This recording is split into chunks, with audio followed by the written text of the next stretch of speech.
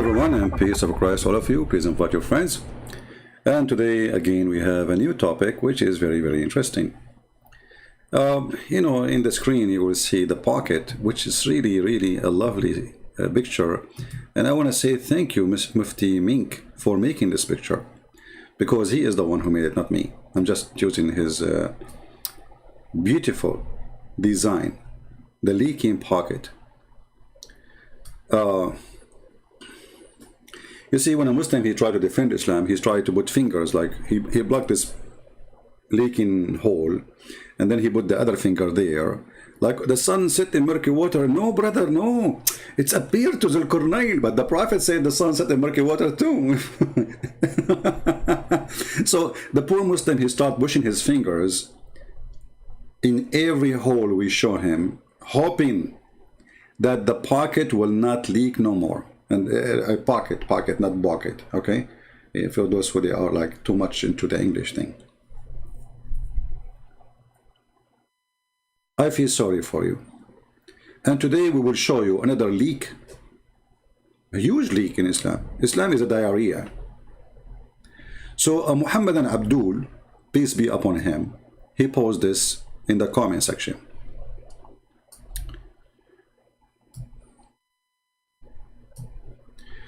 Jesus did not die for our sin? You mean to say if a man, God forbid, rapes some woman, one mother or sister, the rapist will be forgiven? No! Abdul, are you sure you are talking? Are you okay? I feel for you, my friend. You idiot. You dummy. Isn't it your prophet a rapist? The biggest rapist in the Abdul history is Muhammad. Isn't it him who attacked Safiya? He killed her husband, she was a bride. He killed her brother, he killed her father, he killed her tribe, and he raped her. Are you saying that the rapist will be forgiven? Are you saying Muhammad will be forgiven, brother? Idiot. Secondly, you idiot, we Christian, when we say Jesus, he died for our sin, it doesn't mean that we can go and have sin as much as we want. The statement is wrong, used by Muslims for the purpose of deception. Muslim sheikh, they tell their chickens, oh, Christian, they believe that Jesus died for their sin, so they can go and do sin as much as they want. And this is absolutely a big fat lie, like their prophet. Jesus made it clear. He said to the Christians and to those who want to follow him, not everyone says to me, God, God. He will enter the kingdom of my Father. So when you lie and you say Jesus, he died for our sin, making it as a rapist will be forgiven because Jesus died for the sin of everybody, right? This is not what Christianity teach. You are a dummy like your prophet, and either you are a fool, do not know what Christians believe, the same as your God, who think the Trinity is Mary and Jesus, and Mary, she is the wife of the Father. Or you are a liar, you know that this is a lie. Either one, that will not make you anything but an idiot, because people will take them 2 seconds to figure out that in Christianity, Jesus never gave a license for sin. When we say Jesus died for our sin, we mean that because of our sin, he is here. That's why Jesus says, I came for the sick, not for the healthy. So why he came? Because we are sick. If we are healthy, he will not come. So our sin made Jesus come. And because of our sin, Jesus was crucified. That's what we meant. But we don't mean in any way, in any mean, that Jesus who died for our sin, he gave us a license for sin. It is the opposite. It is in Islam, you have a license for sin. So if we go to Matthew chapter 7, you can read the whole chapter if you want. The Messiah, he said about the Christians too, from their fruit you shall know them. So if you have a fruit of sin, you don't belong to him. From their fruits you shall know them. So you are a liar like your father, the devil. Jesus, he will judge us by our fruits. He did not give us a license for sin. However, it is you who have a license for sin. Let me get you a way to go to heaven. Give me a second. Very easy way, brother.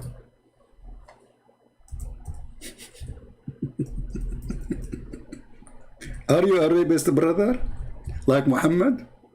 Brother, I will teach you a method. It's very simple, brother, to go to heaven. The one who said Subhanallah wa Bismillah, he go to heaven, brother. If you say 100 times, brother, read it. The potato who's doing, are you saying somebody, he rape a woman, he will go to heaven? He will go to... If you say, Bismillah, Astaghfirullah wa atubu ilayh, 100 times, that's it, brother. Allah forgive your sin, brother. If you say, brother, Subhanallah wa Bismillah wa bihamdihi, 100, and you have to say it in Arabic.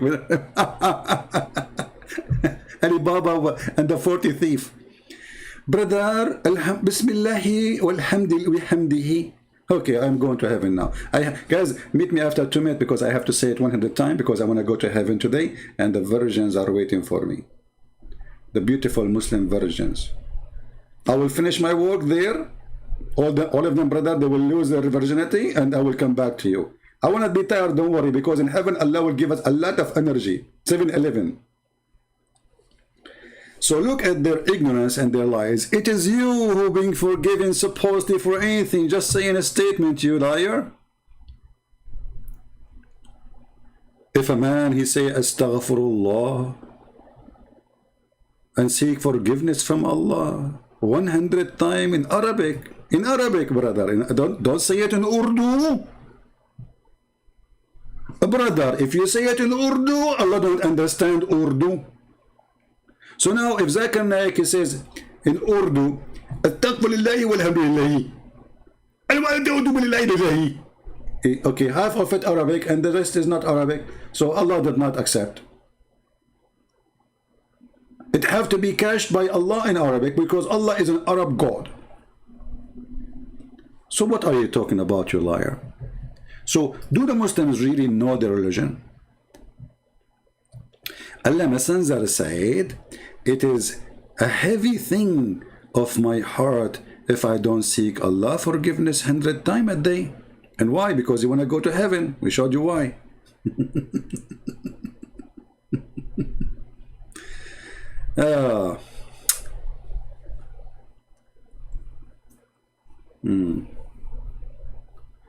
Hey, all of this, look at this.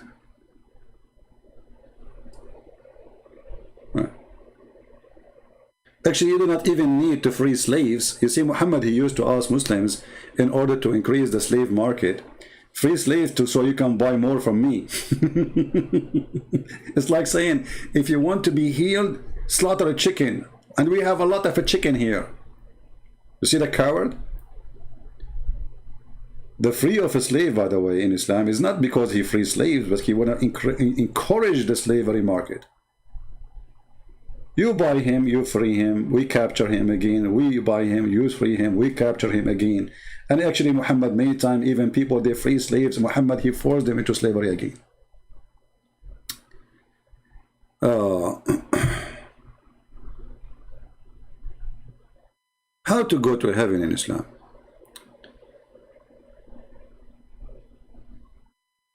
Read with me, brother.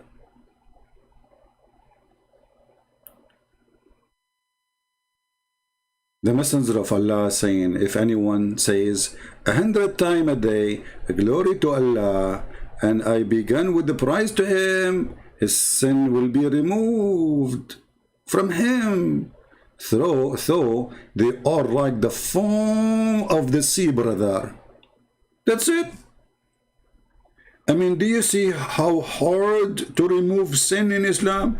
Just say in Arabic, Subhanallah wa bihamdihi, 100 times, Aman Rabbi Aman. That's it. Even if your sin as in the size of the foam of the sea. Do you see it? That's it. That's all what you need to do. Now, the guy who posted this comment, if you like to talk to me, please feel free, you know. I'm here for your sin, my friend. Because I will teach you how to say Bismillahi wa bihamdihi in Arabic, and brother, you will be sin free. That's it. You are baby again. Yeah? And same time, the rapist be also forgiven? No. So are you saying your God Allah lie? Isn't Allah, he says he forgive all sin except shirk?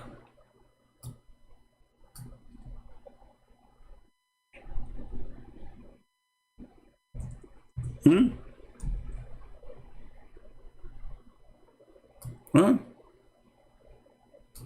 Do those people, you know what they are talking about? Allah, he forgive all sin as long it's not shirk, which means rapist too.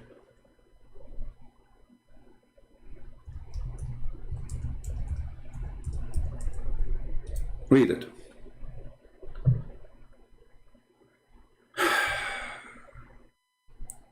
I never saw a Muslim who knows Islam, and I never saw a Muslim who knows Islam is being honest about Islam.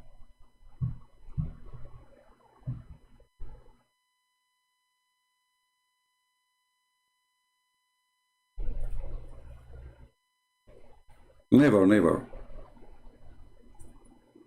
All those speaking about forgiving your sin, all of it.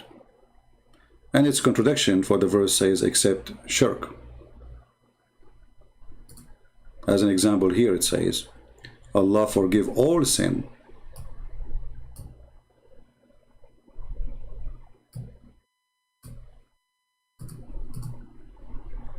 No? You see it? Do Allah forgive the sin of the rapist?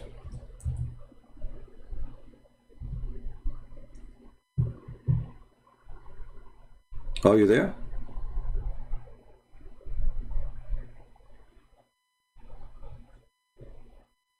Here it says all sin is forgiven.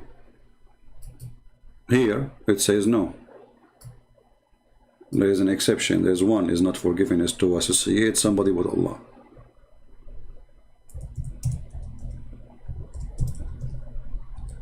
The reason of this contradiction, because Muhammad is a false prophet, you know, he forget what he said a day before. And this is mentioned in the Quran many times. Chapter 4, verse number 48.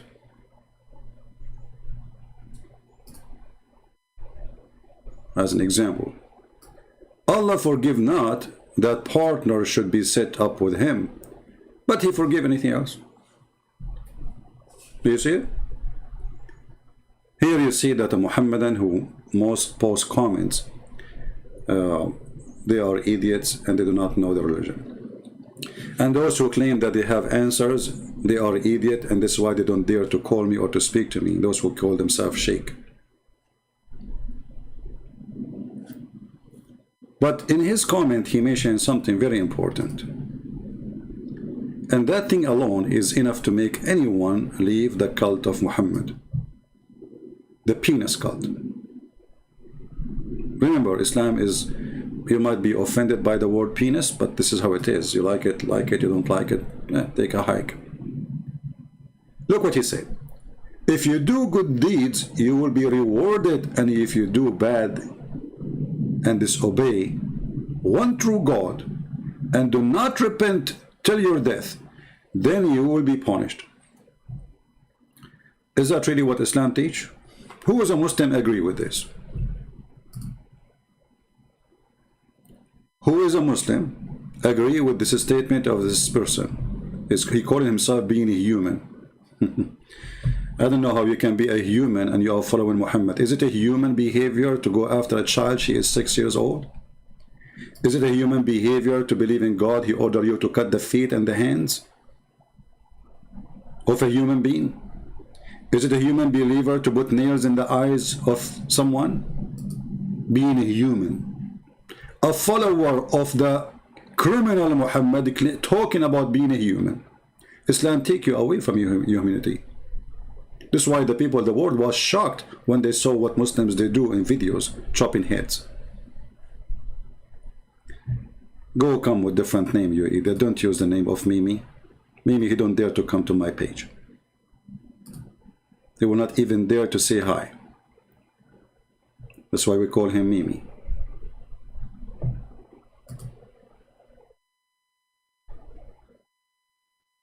Any Muslim?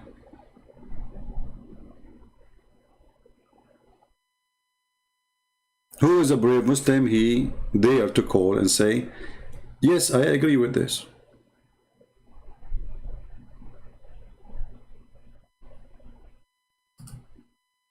Anyone?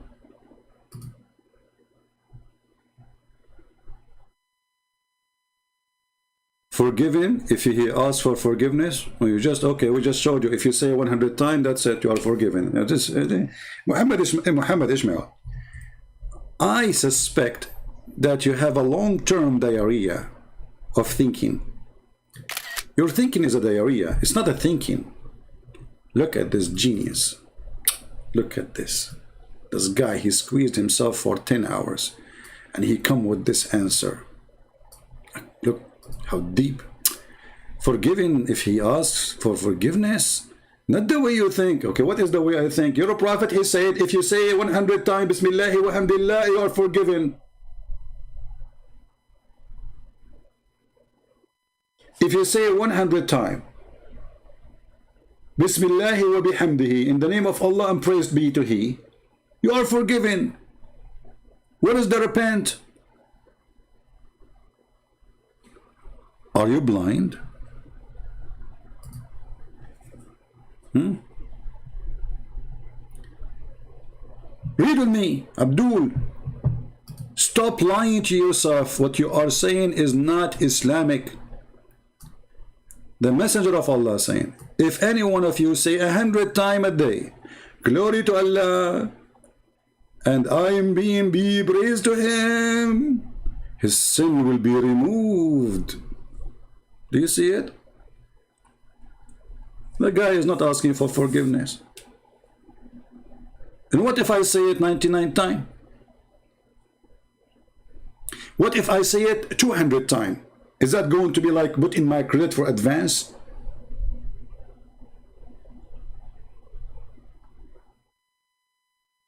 Is that really a religion?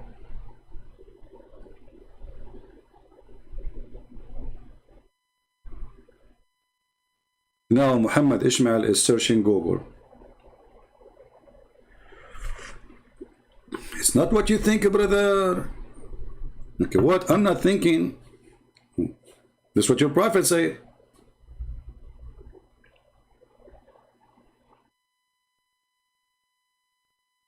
But anyway, you know, you are a follower of a prophet who believe that there is a God. He likes those who sneeze and he hates those who do yawning. I bet you Allah is so happy in the time of this disease happening now. Look at this, look at this. Allah, He hates those who do yawning, and Allah, He loves those who sneeze. Like what? Sneezing is from Allah, yawning is from Shaitan. Takbir. Achoo! I just received this sneezing from Allah. Just deliver to me. Sneezing from Allah and yawning from Shaitan? That's deep. That's deep. I remember once, many years ago, I just wanted to have fun. So I went in Paltalk and I opened a chat room in the Islamic section. I called it, let us sneeze and make Allah happy. Or sneeze for the sake of Allah, something like that. You should see how the Muslim got so upset. I mean, what's wrong with you? I just called for you what the Prophet said, you'd get upset. You see the Muslim, they read this 24 hours, 7 days a week, and nobody get upset. The second we say it to them, they get upset. Because they notice how stupid it is. So I ask people, hey, Abdul, come to the microphone, let us sneeze. Sneezing from Allah. Not only that, Muhammad, he says, Allah, he loves those who sneeze. Can you believe it? The Prophet of Allah said, Allah loves sneezing, but dislike yawning. Allah loves sneezing. Are you saying to me that one of the weakness of Allah is a sneezing person? So like, okay, a Christian prince in the judgment day, he's standing in front of Allah. Christian prince, you were calling me names, humiliating me, make a lot of Muslims leave Islam, tens of thousands, they laugh at me because of you. You know, you did that to me. And then I say, Achoo! Achoo! And Allah says, I like you, I love you, I love you. Achoo, achoo, achoo. And Allah says, I love you more. Achoo, achoo, achoo. Okay, Christian prince, stop. Achoo, achoo, achoo, achoo, achoo. And Allah became like a turkey. No, stop, because you're killing me. So this is so funny, this is so. This is God. God, he loves those who sneeze.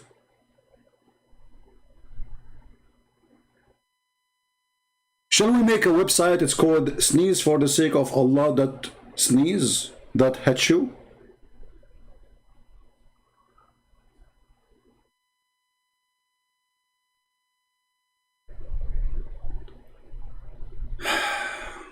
Will you please read correct verse? Can I call and correct you? Yeah, you can call and correct me, but don't use the name of Zakir Naik. And, you know, I don't like fake people, by the way. People, if you want to come here, don't use the name of somebody else. I will block you. Even if you think you are maybe Christian, being cute, you know, I don't like stupidity. Here we go. You got my attention, I blocked you.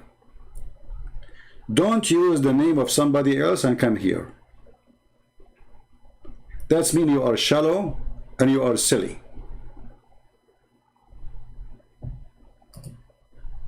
Yawning is a sign. What? Hold on. What Muhammad Ishmael says? Muhammad Ishmael, he said something. Hold on. I lost it. Yawning is what? Where it goes? Muhammad Ishmael, what is about yawning? Can you say it again? Because somehow the yawning is a sign that you have something wrong with your body.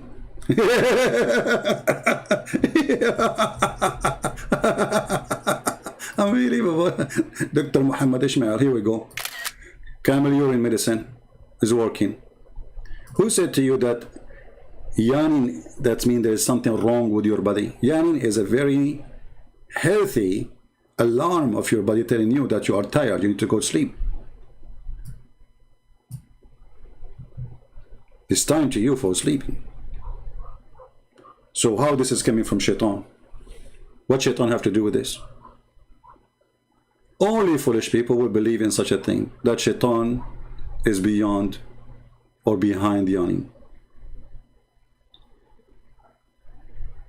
And let us say, for the sake of argument, there is something wrong with your body, as you said. So why it is coming from shaitan? What shaitan have to do with it?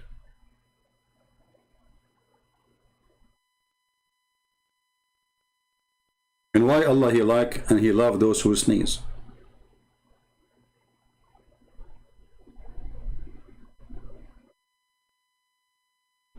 Don't you think this is very silly and very stupid?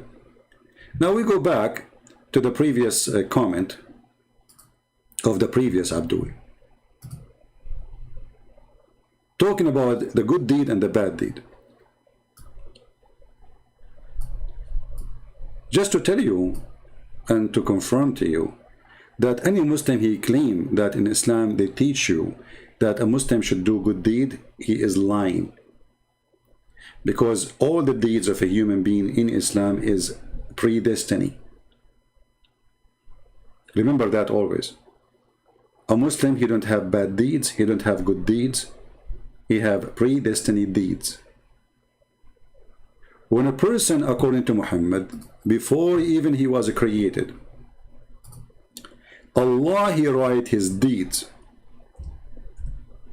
He programmed him before he created him. Read carefully. This is Muhammad, not me. The prophet said, and I like it when the Muslims they say the prophet. I mean, what the prophecy of this prophet? Can somebody give me a prophecy? Hold on, let me prophesy a prophecy for you. Today, for sure, I will go to the bathroom. Takbir, how you know that? Allahu Akbar. You are a kafir. You cannot say, you cannot talk about the future. My friend, I'm telling you, I'm going to go to the bathroom sooner or later. And today for sure. What? You know? So they call him the prophet, but what his prophecies? We are waiting for it. All his prophecies come to be false. And I changed the Muslim, by the way, to call me and show me one to be true. The prophet said, at every womb,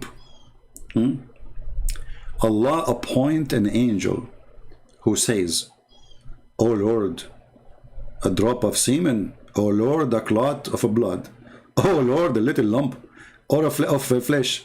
Then Allah wishes, between two brackets, to complete its creation. The angel asked the Lord, "Will be male or female, Allah?" Allah, I think, like he scratched his ass, make him male. And male or female, Allah, he will be rich or blessed. See, Allah decide for you. You are not even exist. Rich or blessed. Even how much money you will own. It's a predestiny. So what do you mean of good deed and bad deed?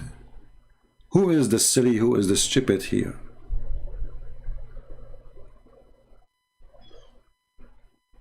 You Muslims don't believe in an action of a human being. You believe that every action is a predestiny, and that makes Islam literally the most silly, stupid cult ever. And not only that, even Allah, he changed the human being to make him go to hell, even if he was a good person. Read carefully with me. Muhammad saying, swearing by Allah. When Muhammad swear by Allah, that means the lie is so big. So he said, by Allah, by the one beside whom there is no true God, verily one of you would perform the actions of dwellers of Jannah. Jannah means heaven, which is a word Muhammad he stole from the Aramaic language. And there's only a cupid, brother, between him and Jannah. There's only one cupid, brother. You are almost there. And then, brother, then what Allah for the need, I'm saying the word correctly, for the need, foreordained, sorry, excuse my Pakistani language. For the need would come to the pass, and he would perform the action of the inmate, here we go, inmate, and again inmate of hell until he enter it. So this poor Abdul Muhammad Ismail, he is acting as people of Jannah. He kill Christians, kill Jews, he joined Taliban, he joined ISIS, he steal, he do all the good deeds of Islam. And then, brother, what is written by Allah on the bum of Muhammad Ismail, it's there, written there. By the way, Allah, he wrote all this tani in the private part. As an example, a Muslim woman, she called the sheikh, she said to him, Alhamdulillah, Bismillahir Rahmanir Rahim, Assalamu alaikum, I am a Muslim female and I am getting older and I'm afraid that I'm not going to get married. What do you say, sheikh? The sheikh, he said to her, oh sister, don't worry. Allah, he said, the Prophet of Allah said, it is written in every vagina the name of the one will F it. Can you believe it? Maktubun ala kulli farjin ismu nakihihi. It is written in every vagina the name of every person will F it. So he said to her, don't worry about it, sister. It's a destiny. If there's somebody who will do it to you, he will do it to you. Go sleep. Don't think about it, sister. Alhamdulillah. And now the sister, she go to the bedroom, she take off her panty, and she start taking a screenshot or a photo shot of a snapshot of her vagina to see the names. And she look closely, there's no names. It is written. I mean, even the one who will have sex with this woman, his name is written. It's a destiny, brother. Where? In her vagina. What if a woman, she is a prostitute? She will have a yellow pages there. Like Fatima, who work a prostitute. Can you check if my name there? What's your name? Ahmad. Ahmad. She starts flipping pages. Page number 2, page number Ahmad. Let me search Ahmad. Ahmad. Okay, Ahmad. I have like 300 Ahmad here. Ahmad. I wish your name is like the different name, because too many Ahmad. So the name of the guy is written there. And that's mean even sexual relationship in Islam is a destiny. Actually, yes, it is, including fornication. Muhammad, he said, not me, that Allah, he destined or preordained for every Muslim how much boom and fornication he will do. This is a fornication boom. Look, read with me please carefully. This is Sahih, Muslim brother. This is very Sahih. The Prophet of Allah, he said, verily, Allah has fixed the very portion of adultery which a man will indulge in, which of necessity must commit, brother. That's it. You have to commit. So a Muslim in his religion, he believes that he should not stop himself from fornicating, because fornication is a destiny. If Allah wrote it for him, it's going to happen. Do you see it? So when a Muslim, he go to different countries, and this is what they do usually, Muslim men, they go for fornication trip. He hire a prostitute. In his heart, he don't feel guilty, because Allah, he wrote that for him. It's a destiny. Oh, Muhammad Ismail, he agreed. This is true.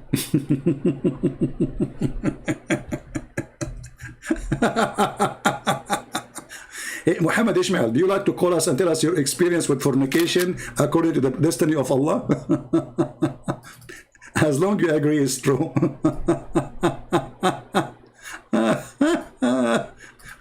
Brother, it's true, brother. It's true.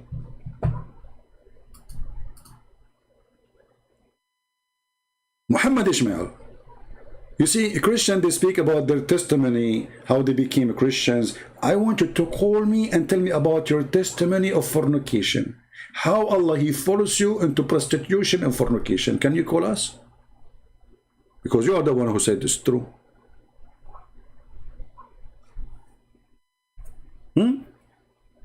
Because, you see, if Allah is the one who wrote for me a destiny to fornicate, then why I want to blame myself for fornication?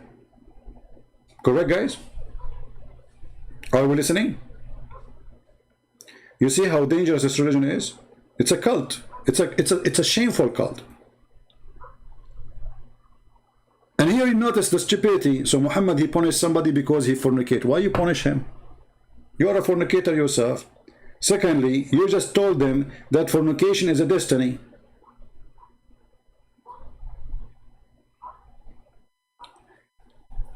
Do you remember Mufti Menk when he spoke about destiny? Let me see if I can find the video. He spoke about destiny.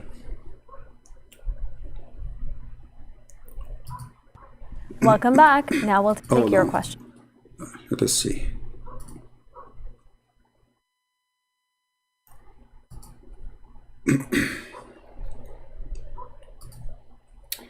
Mufti Menk, destiny. I don't know what was the name of the video, but I think, let me see, maybe I did.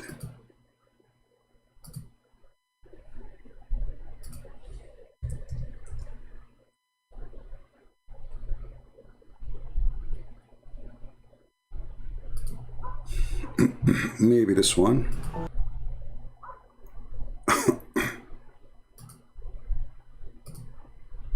Let us see.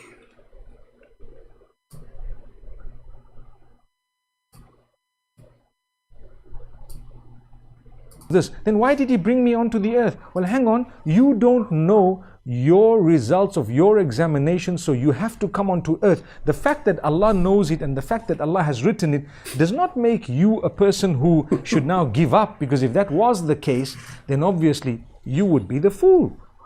Listen. A man came at the time of Umar ibn Khattab. Guys, listen to the wisdom of Islam. A person saying to him, well, what is the purpose if Allah, He wrote my destiny, and Allah knows what I will do because He wrote it for me. So what the purpose? He said, no, you have to come. You have to come. And now a guy, he came to the caliphate. Listen carefully to this story, just to present to you the most stupid comedy. It's called Islam. Time of Umar ibn Khattab radiallahu anhu, according to one of the narrations, he needed to be punished because he stole. So the guy, he came to the caliphate because he have to be punished because he's a thief. Okay? So what is the problem? He's a thief. Listen carefully. Look what happened. He needed to be punished because he stole. So he comes to Umar ibn Khattab radiallahu anhu and he uses the same line. He says, "Oh Umar, oh Amirul Mu'mineen, how can you punish me for having stolen when it was predestined? My deeds were already written by Allah subhanahu." See? Why you are going to punish me for a theft when this was a destiny? Listen carefully. The man is asking, well, okay, I did steal, but still it's not my fault because it is a predestiny. Look what the caliphate he say. The caliphate, he will not say you are wrong. He agree with him. Listen carefully. He needed to be punished because he stole. So he comes to Umar ibn Khattab radiallahu anhu and he uses the same line. He says, "Oh Umar, oh Amirul Mu'mineen, how can you punish me for having stolen when it was predestined? My deeds were already written by Allah subhanahu wa ta'ala." Now that's quite a good argument if you were to look at it. Unbelievable. This is what? This is quite a good argument, brother. Did you hear, guys, what he said? This is a quite good argument if you think about it. This is a quite good argument. Who's saying that? Mufti Mink. This is not a stupid argument. This is a quite good argument if you think about it. Listen carefully. Having stolen when it was predestined, my deeds were already written. You punish me for having stolen when it was predestined, my deeds were already written by Allah subhanahu wa ta'ala. Now that's quite a good argument if you were to look at it. We did. Umar ibn Khattab radiallahu anhu was one ahead of this man. He says, well, let's punish this man because it was predestined that we were going to punish him as well. Wow. So unbelievable. A bunch of idiots. The idiot club. So the guy, he got him busted. How you are going to punish me for a theft if it's the destiny? The caliphate, he could not answer him because this is the truth. This is what Islam teach. And then he said, okay, you know what? It's a destiny for me to beat the hell of you.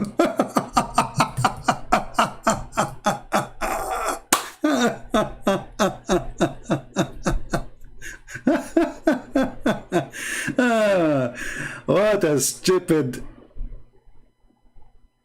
idiot religion.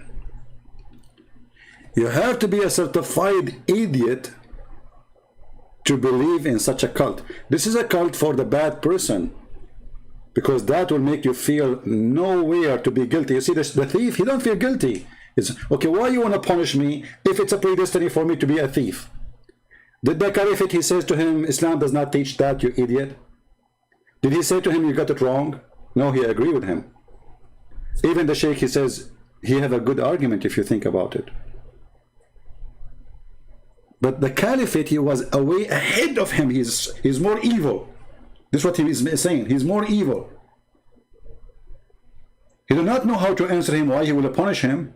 So he said, okay, well, it's, you know, destiny for you to steal. It's destiny for me to punish you.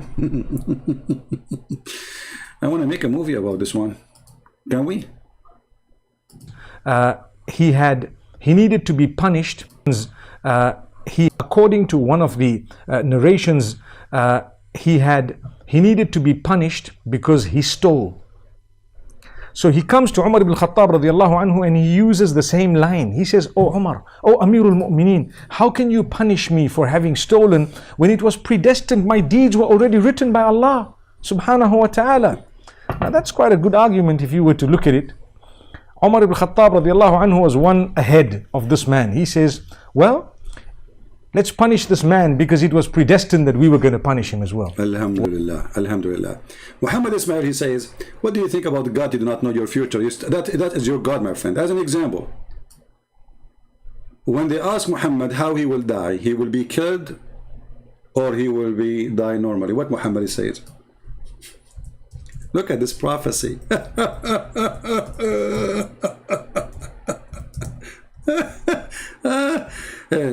Muhammad, God, he knew how Muhammad will die. He said, if he die or get killed, there's a third option. Jesus, he told his disciple who will betray him, what even they will say, what even they will do, how many times they will repeat it. Is that correct, Christians? Is it true that Jesus told his disciple what they will say when the Roman soldiers will come, what they will do, and what sentence will say, and how many times they will say it? He did. Allah do not know how Muhammad, he will die. If he killed or slain, is there a third option?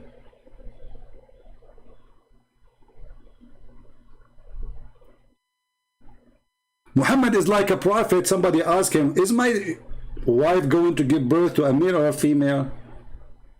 The prophet, he said to him, I assure you she is going to be either male or female. And then the guy says, Subhanallah, how he knew that? If there's a third option,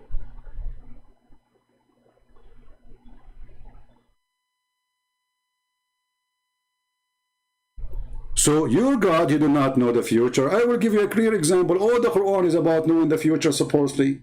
How the baby is made.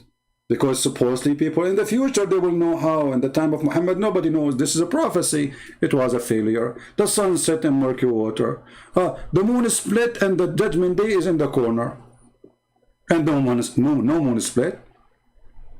If the moon really split means to become two pieces. Like what happened? Allah, he glue it after he split it. And if it's a sign of a judgment day, well, that was 1400 years ago. Allah claiming that the judgment day is sight, not only near. اقتربت الساعة.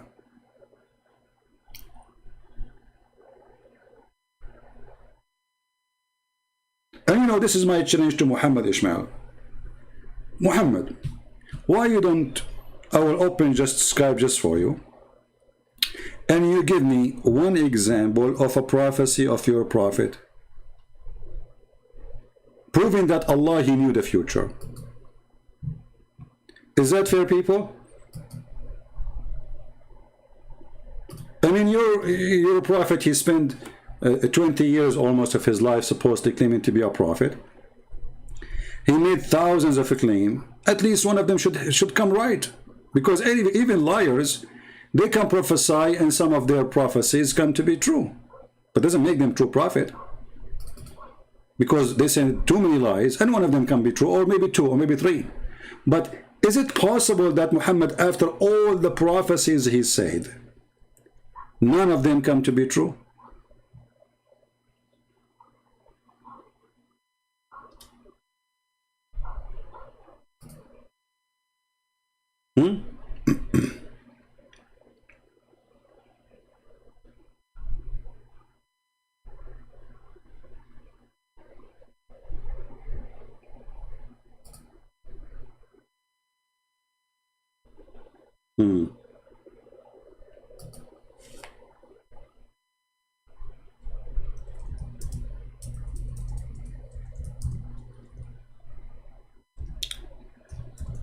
Any Abdul?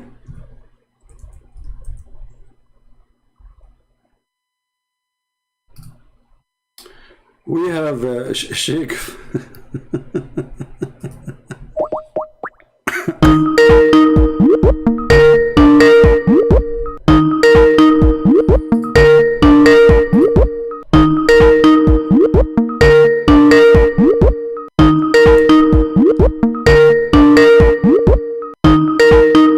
Answer, Abu, answer.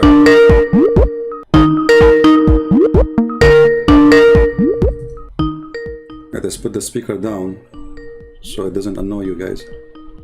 The Abdul is not answering. The Abdul is not answering.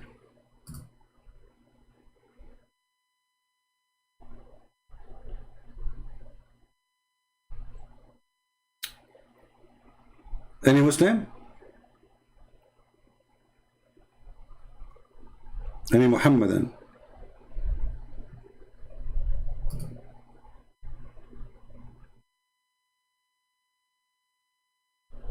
Anyone?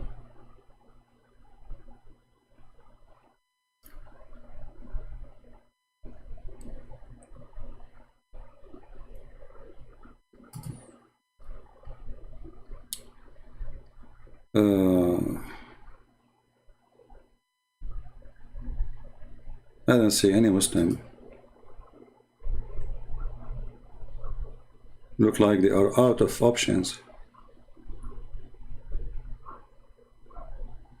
If you are a Muslim and you think you can give me something solid about your prophet to make us believe that Muhammad is a prophet, feel free. You choose anything you want.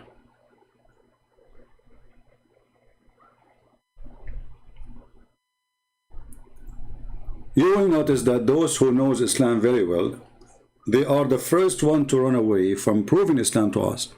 They will be jumping left and right around you if you are a person who know nothing about Islam, so they can lie to you and they can fool you.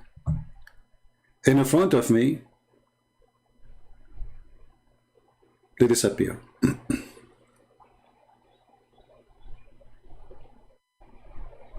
Any Muhammadan?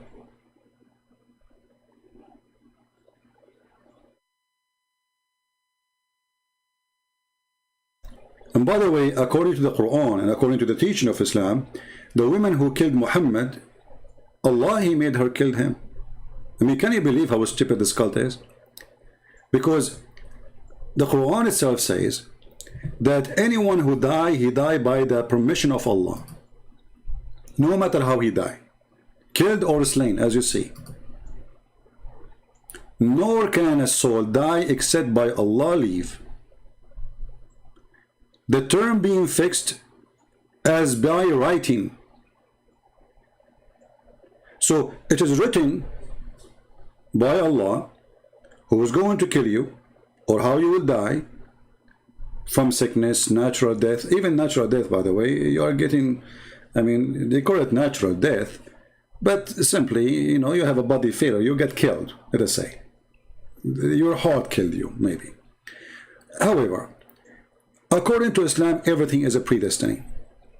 So when we find that Aisha reporting that Muhammad saying that he died because of the poison he ate by the Jewish women, that's mean Allah, He sent a Jewish woman, He wrote a destiny for that Jewish woman to go and poison Muhammad. And then we need to ask ourselves, as long as the Muslims believe in a predestiny, that the woman who killed Muhammad, she killed Muhammad because Allah, He decided to kill him. Why Allah decided to kill him? Any Muslim can answer?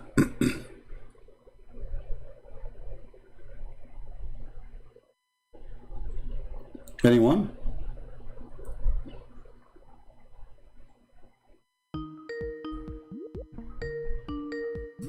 All right. Hello? Hello, you hear me? Yeah, I hear you. Okay. Alright, Okay. so let's get directly into it. Okay, go ahead. We are listening.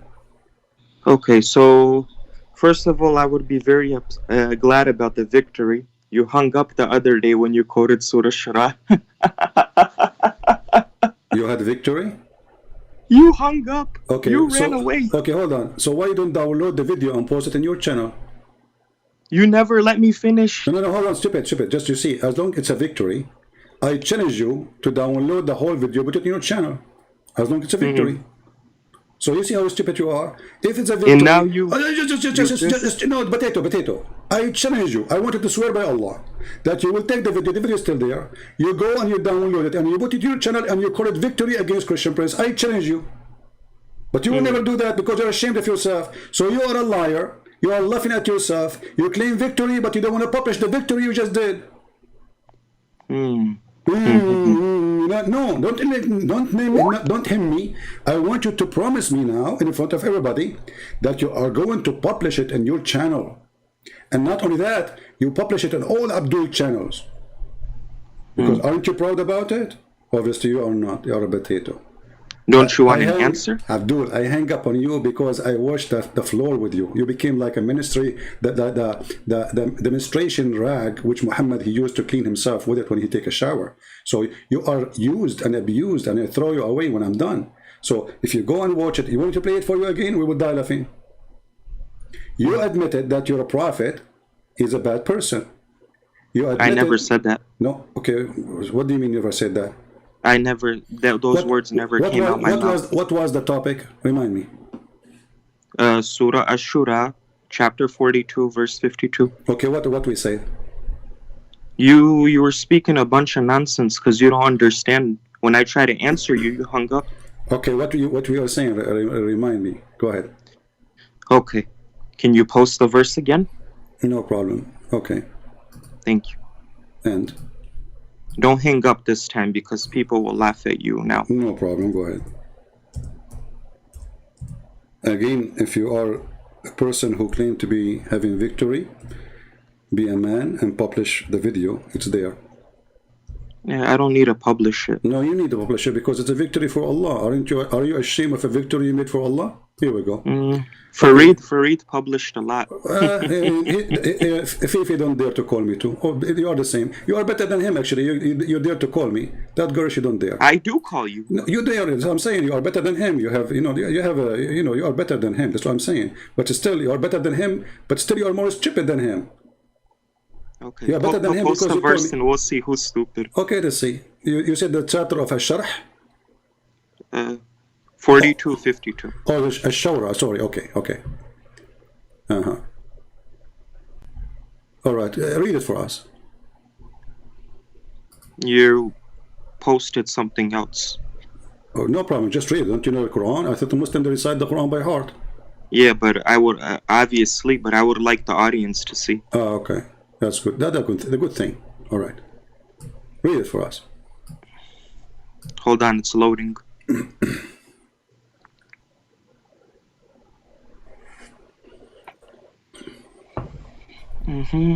Okay.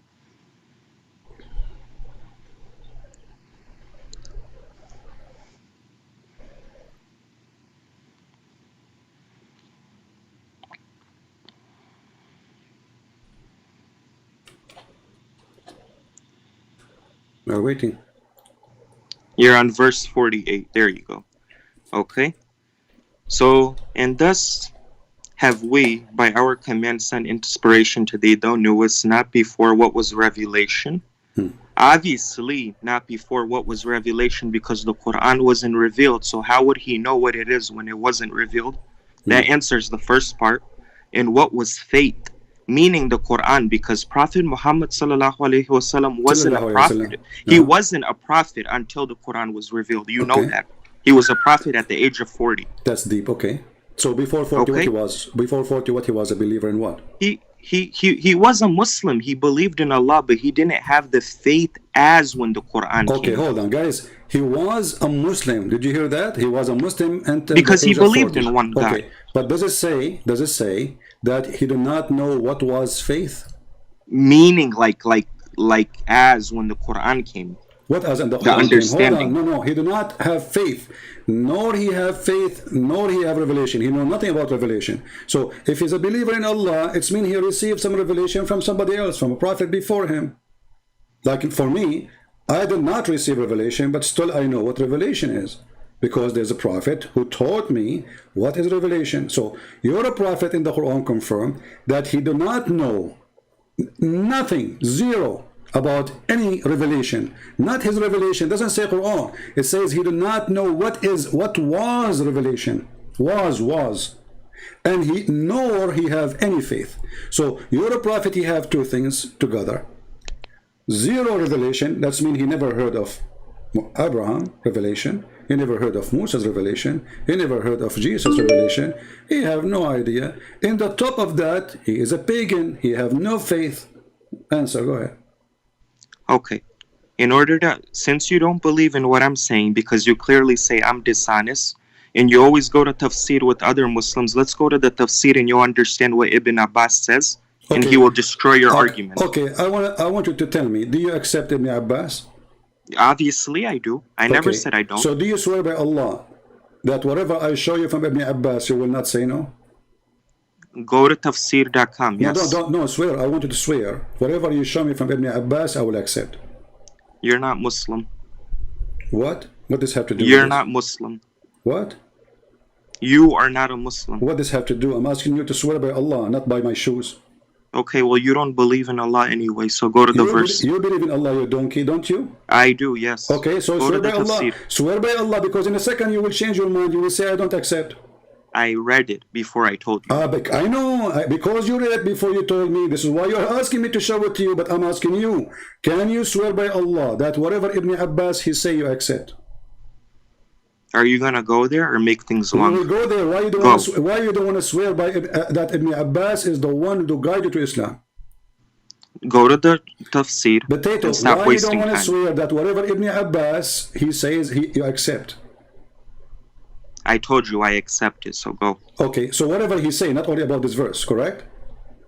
About this verse, we're talking about this specific Ibn topic. Abbas is a donkey when he speak about different verse. He is smart only about this verse. You see how stupid you are? Because no, look, you see the hypocrisy. listen, I'm not saying that. Abdul Potato. You I'm not saying that. are a hypocrite like you're a prophet, because I'm not saying that. either Ibn Abbas is a qualified person to explain the Quran, or he is not. So when you say to me only this verse, that means Ibn Abbas he was doing poo-poo all over the Quran. I didn't say it that way. Okay, you're not getting the dots. So no, you said it that you said only this verse. Can you listen for 1 second? I'm listening. Do you accept Ibn Abbas explaining all the Quran or only this verse? No, everything. You accept everything you say. I do accept everything he says, but before you continue, hold on. before you no, continue, hold on. Because you accept whatever Ibn Abbas he says, we need to examine what Ibn Abbas he says. Can we do that? Can I say something before you You go? can say no. Why you don't want Ibn Abbas? Why you don't want Ibn Abbas? What the problem? Do you want Ibn Abbas or not? I want to put the dots together before you go, so that way afterwards you don't say that I'm making up stories. No, listen. So you accept Ibn Abbas, and whatever Ibn Abbas he says, Ibn Abbas is saying, and we accept. Yes or no? I'm telling you, but before you go, I want to say something very important, so that way afterwards you don't say I'm making up stories. You can say whatever you want. Okay. This is Ibn Abbas. This is Ibn Abbas who understands the Quran very well. Everybody will laugh at you in a second, and you will say, "I don't believe in that."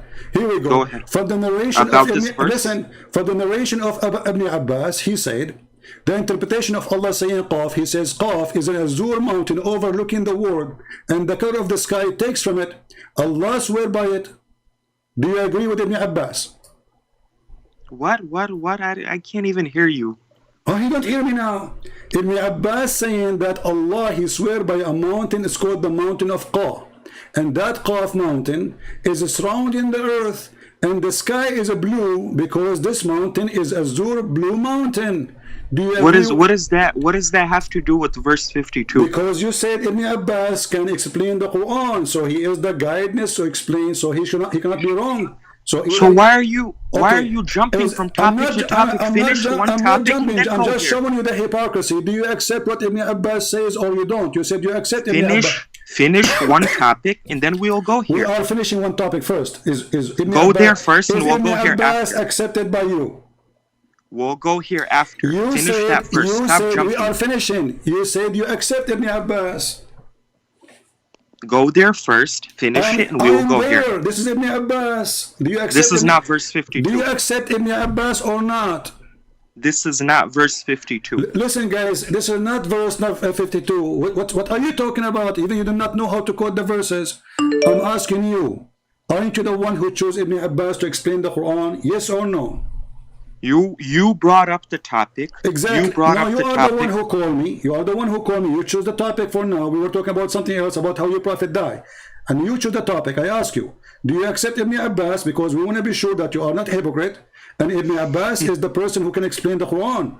So then you first said in the beginning, you said only this verse. And then you took it back because everybody started laughing at you. And then it says, no, everything Ibn Abbas says, the whole Quran.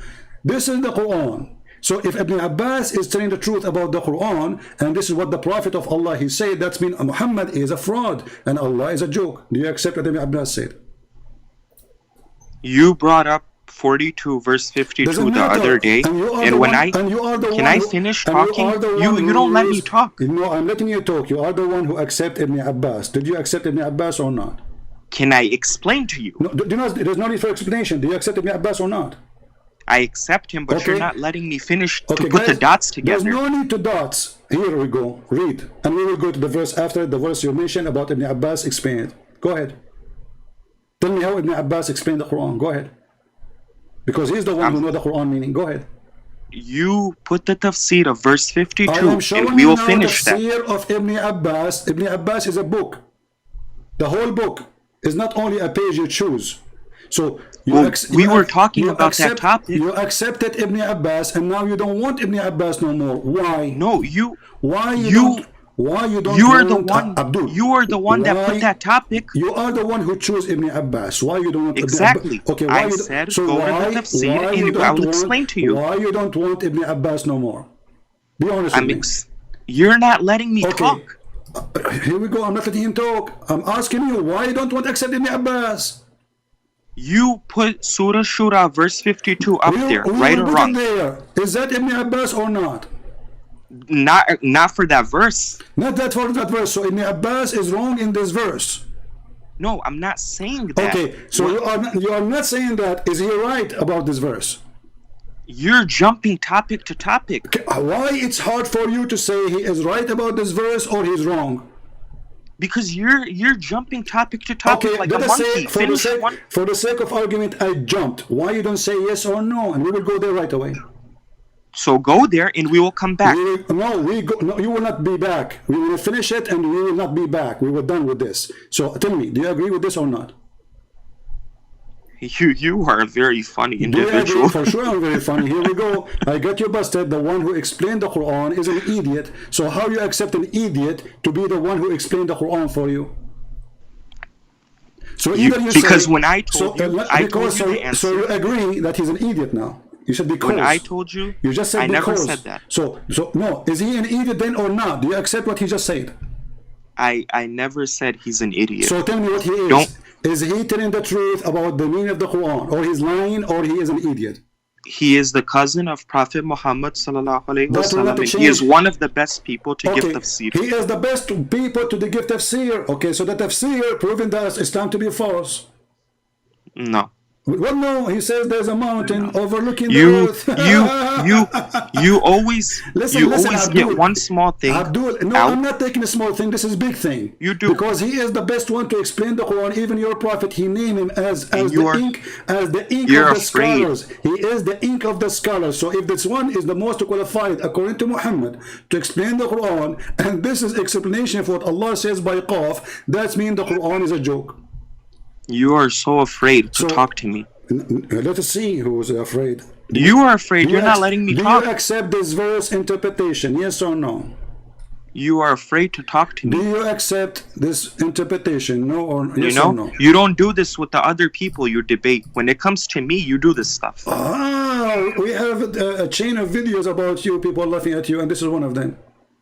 No, And you know what? they're your And you know supporters. what? Of I course they're challenge gonna. you. Okay, Do you hold think on. Farid would laugh at me? I have a challenge Do for you you. think Farid would laugh at me? Don't mention Fifi for me. You are like you must be a homo. Keep talking about your girlfriend. Talk to me as a man and be a man.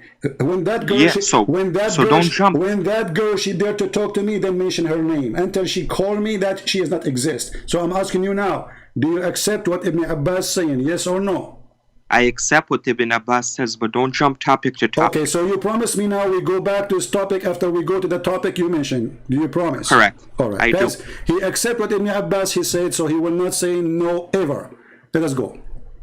And this is Ibn Abbas. And you are the one who choose it, remember. Go ahead. Go ahead. Go Okay, ahead. Go ahead. Go ahead. Go ahead. Go ahead. Okay, this is Ibn Abbas. Read it for us. I studied this stuff. Okay, you studied this stuff. This is why you choose it, right? Okay, read it. It's loading. Why you read it? Open it in your side. You transfer to verse 52? Read it, yes. People will laugh at you for choosing this interpretation, you idiot. You are a certified donkey. Okay, yeah. Okay, Oh, read, yeah. read, Okay, read, whatever. read. They laugh at you now. Okay, read. Okay. Glad. There you go. Now you just embarrassed yourself. Let us see. And thus have we inspired in thee, Muhammad, a spirit of our command. We sent you, Jibreel, with the Quran. Thou knewest not what the scripture was. Again.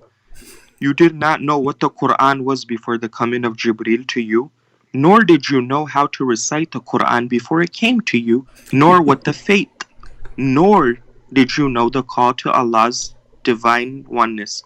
But we have made it the Quran a light and exposition of commands and prohibitions, the lawful and unlawful, the truth and falsehood.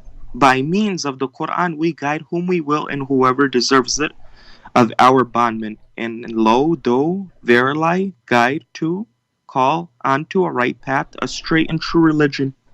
If you don't understand that, then you're an idiot. Okay, let's see how stupid you are. You are the one who chose it, right?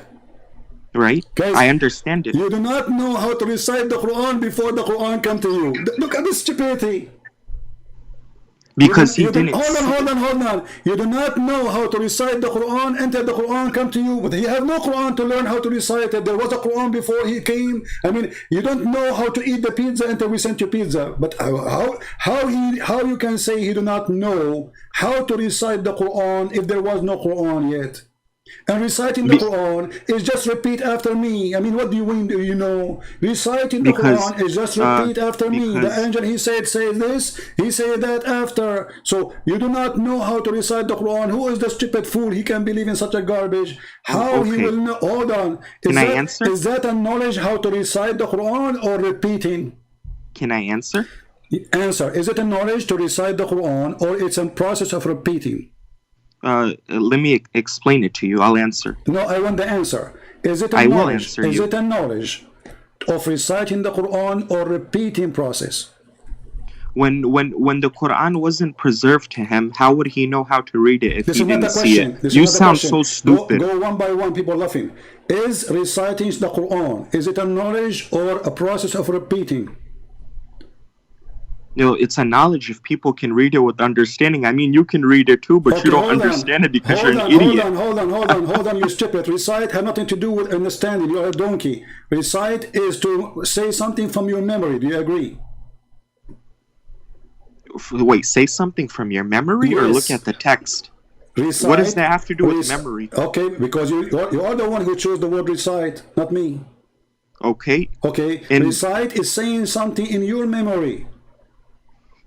you are jumping all over the place. I'm trying to answer you. What the word recite mean? Yeah, recite when you read something. No, reciting is saying something from your memory, reading something else. So either he was reading or he was reciting. Which one? That's what it says over here in the tafsir. I'm asking you, is the word recite reading or it was repeating? Well, you don't know how to speak proper English because here we go. reciting is considered reading. You are right, I don't speak proper English, but we can go to dictionary. Recitation is saying something from your memory. Yes or no? He memorized it from his But memory how when he he heard memorized it. it? He did not receive Quran yet. Can you read properly? You did not know what the Quran was before the coming of Jibreel. When the angel came to Muhammad, what is the word he said to him? The angel told him that you did not know how to recite the Quran before it came to you. Where it says that to him? Right there. Nor did you know how to recite the Quran. This is the word of the before it angel? came to you. This is the angel talking or Allah? This is the angel talking?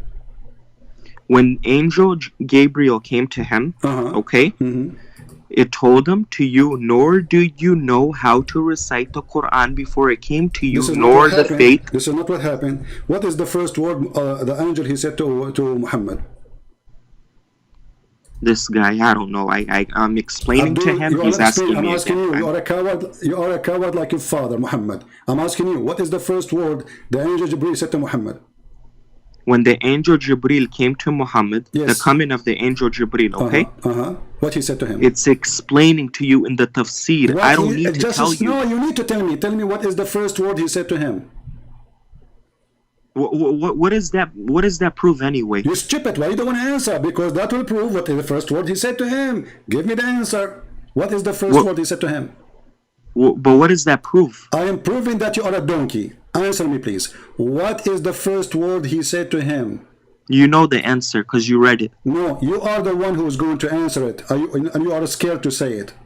I'm not scared to say it. Okay, so what it is? What he said to him? What he said to him? I gave you the tafsir. Read the tafsir. No. I want you to tell me what is the first word the angel said to Muhammad when he came to him. First time and ever. I told you. What? The angel Jibreel told him that you did not know the book nor faith. So are you saying that the first chapter Muhammad he received was that chapter or what the verse? What? I say to you, you idiot. You see, you are in the corner, you do not know how to get out like a rat. What is the first word the angel said to Muhammad? You keep saying to me, he said to him, you do not know what revelation and you do not know what faith. This is what is the first thing angel he said to Muhammad? You keep repeating that.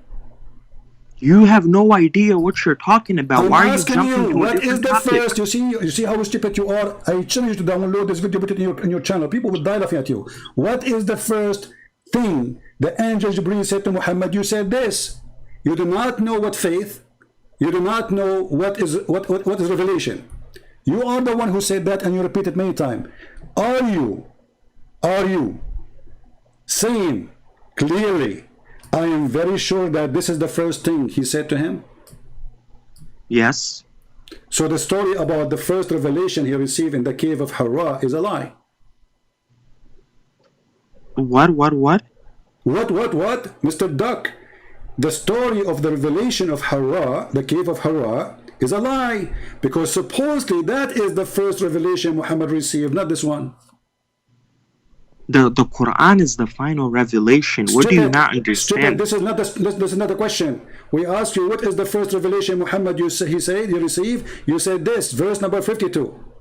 Now the question is, so the story of Muhammad receiving revelation, where Allah he said to him, Iqra, and this is a chapter in the Quran, you idiot. That is not the first revelation according to you. The Quran is the final revelation. This is another question. Now you switch from duck to a frog. This is not, you see, you are in the corner. The first revelation you said is verse number 52, and you repeat it 100 times. Now I'm asking you, so the revelation of read, it is not the first one. Do you agree? Because this is the first one. You can't stay on one topic. You jump all over the place. You put yourself in the corner. This is the topic because you are the one who said this is the first revelation brought to him. We are not changing the topic. You're twisting my words. Look, guys, look, this guy. He said that his prophet is a big fraud and he is a liar. The first revelation is nothing as Muhammad he said in the hadith, where he said that the angel come to me and he squeezed me 3 times, and each time he said to me, read. He did not say to him this verse. What does that have to do with this? Because you said the first revelation Muhammad you receive is a chapter 42, verse number 52. I said that? Yes. I said that. Get lost. You see why I hang up on you? After I wash the floor with you, after I clean my shoes with you, and then you deny what you repeated for the last 100 times in the last 2 minutes. You donkey. You said that. You donkey, you son of muta. You are a joke. I challenge you to download the video, to put it in your channel, and tell people I did not say that to CP. He is lying. I asked you trying to say, to explain to stupid you. You don't let me moron, talk. get lost. For 100 times I asked you, and you said, yes, this is the first revelation he received. Yes, this is what the angel said to him. Yes.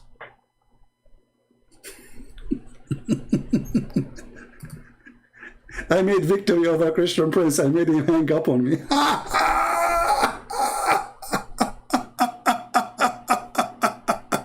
And I want Ibn Abbas. Show me Ibn Abbas. And I accept Ibn Abbas. And when we show him Ibn Abbas, he don't want Ibn Abbas no more.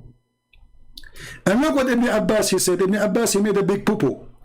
Muhammad, you do not know recitation of the Quran until the Quran come. This is what the verse is saying.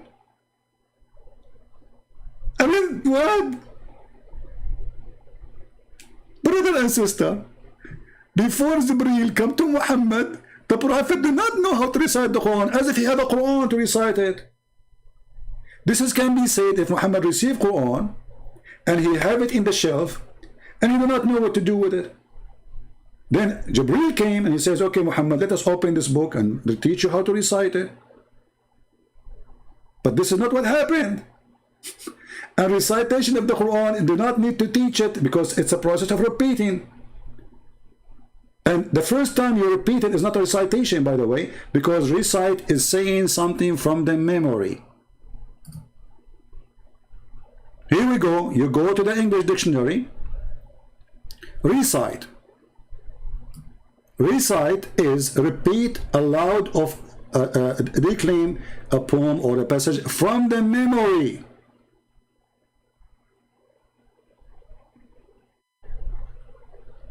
So if Muhammad, he do not know how to recite the Quran until the Quran come, that is the most stupid statement ever to say, because the Quran confirmed two things. You do not know what book, not the Quran, any book. And you do not know what faith, any faith.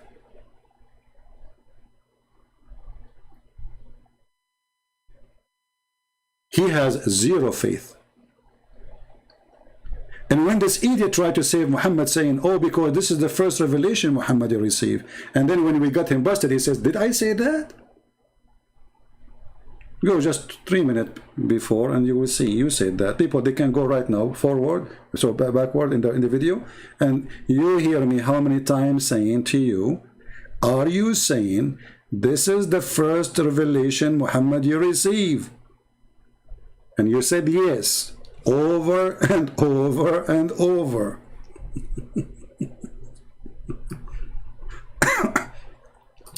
And Ibn Abbas, brother, is the best to explain the Quran. So we showed him the chapter of the mountains chapter, the mockery chapter. This is the God of Islam making mockery of the brain of a human being.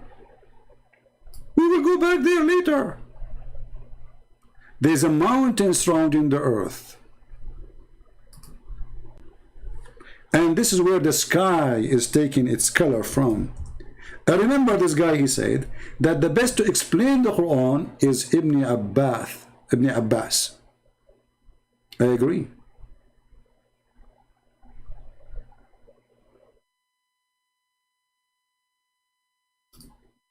He is the best to explain the Quran.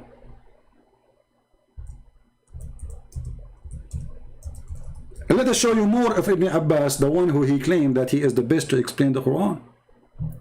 And now after he said he accept Ibn Abbas explain the Quran, they cannot ever say, we don't accept Ibn Abbas explanation.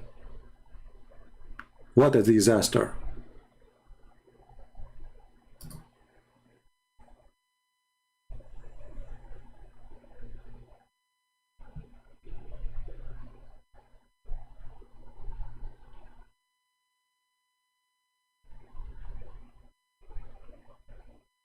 Do you see why I hang up on you?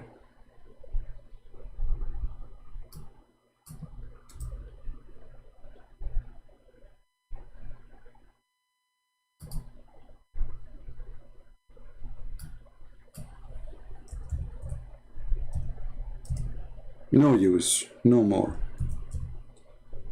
Thank you for exposing Muhammad.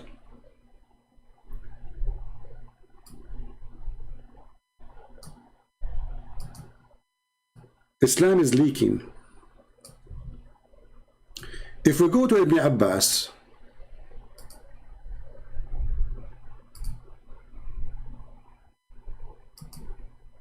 let us see this verse, just to make you die laughing at the scholar he accept to explain Islam and the Quran, brother.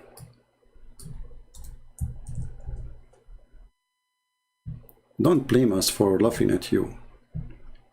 And the one who made victory, I want you each time I hang up on you to pause the video on your channel, you coward. The first revelation Muhammad received is a chapter 48, verse number 52. What a potato you are. Read carefully Ibn Abbas explaining the Quran. And from the narration, his narration and the authority of Ibn Abbas, the cousin of Muhammad, the one who Muhammad named him, specialized him. He even prayed to Allah to explain the Quran by Ibn Abbas. He said, in his interpretation, saying Allah said Noon. What is Noon? Let us see. He says Noon. Allah swear by Noon, which is the whale that carried the earth on its back, while in water, and beneath which is a bowl, and under the bowl there's a rock, and under the rock there's a dust, and none knows what is under the dust save Allah. That's deep. This is his choice to explain the Quran. And actually this is my favorite. This is Allah teaching Muhammad.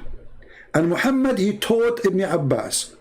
And Ibn Abbas is teaching us what Allah he mean by saying Noon. So Noon is a whale. Allah swear by it. I know some gods, they swear by dolphin. And some gods, they swear by shark. But some God, they swear by zucchini. Some God, they swear by fig, like Allah, or olive. But Allah don't make his swear limitation to fruits and vegetables like fig and olive. He swear even by whale. Come on, the whale is big. So this whale Noon, Mr. Noon, he is in the water. I'm so glad he's in the water. Will be very embarrassment if he says he was a fly. At least he put him in the water. So he is the one who carried the earth. He's what? He is the one who carried the earth. Download the video, Abdul. Put it there in your channel. You said to every Muslim, we accept Ibn Abbas. He is the best. Everybody heard you. So the whale who carried the earth on its back. You see, he carried it in his back, not in his shoulder. See how the Prophet knew this? Unbelievable. Scientifically proven, brother. That whale, he swim in his belly and his back is up to the top. How the Prophet knew this? And beneath, which is the bowl, there's a bowl. And now beneath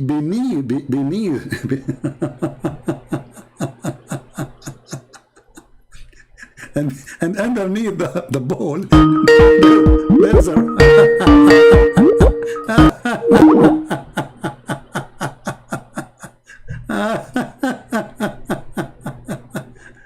oh boy.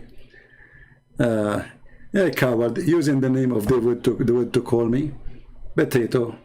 What, he married your mom and you are using his Skype now? Look at this. This is the one who he chose for us to explain Islam, brother. And not only that, he did not stop there. And under the bowl, there's a rock. And under the rock, there's a dust. And none knows what is under the dust save Allah. So the guy, he said, stop. To be honest with you, the Prophet, he did not tell me more than this. He said, only Allah knows what is beyond that. That's it. We know that there is a water, ocean, We know that the whale is carrying the earth in the top of it, and there is a bowl carrying the whale, and there's under the bowl there's a dust. Before, after that, sorry, I cannot tell you no more. My knowledge is limited now. And then he continued. The name of the whale is Lowish Farrakhan. And he said its name is Lotaya, and the name of the bowl is Bahamut. And some they say the name of it is Telahut or Liyuana. The whale is in the sea called Adwad, and it is like a small ball in a huge sea. The sea is in a hollowed rock, whereby there's 4,000 cracks in the head of every Abdul. 4,000 cracks. So we have a whale carried by a bowl, and the whale is carrying the earth, and under the bowl there's a rock, and under the rock there's 4,000 cracks, and from every crack there's water spring coming out from the earth. That's deep. Now, Ibn Abbas will not stop there. Ibn Abbas, he will continue his madness. He says, and it's also said that Noon is one of the name of Allah. Look, he started Noon is a whale. After less than 2 minutes, Noon became Allah. One of the name of the God of Islam is Noon. So from now on, we say to Muslims, how's your God Noon? People, is that fair? Are we insulting? If the Muslims, they think that one of the names of Allah is Noon, why we cannot call him Noon?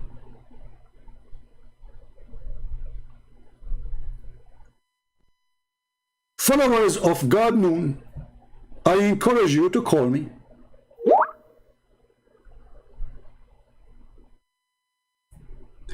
You are a joke?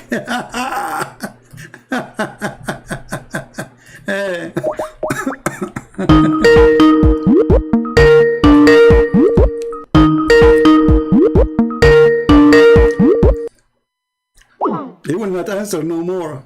I hang up on you, you coward. You heard yourself now saying 1,000 times that the first revelation Allah Prophet you receive is a chapter 42. You idiot, you said that 100 times. Look like your God Noon is not helping you, Sheikh Fatima.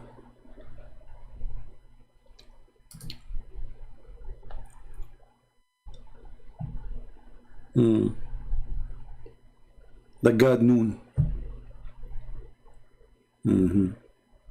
Allah swear by the pen. And some they say, look at this guy, he keep jumping from, and it's also said that Noon is an inkwell. Like what? And Allah swear by the pen. Swear by the pen, Allah. This pen is made of light, and its height is equal to the distance between the earth and for sure Allah cannot write with short pen. Hello.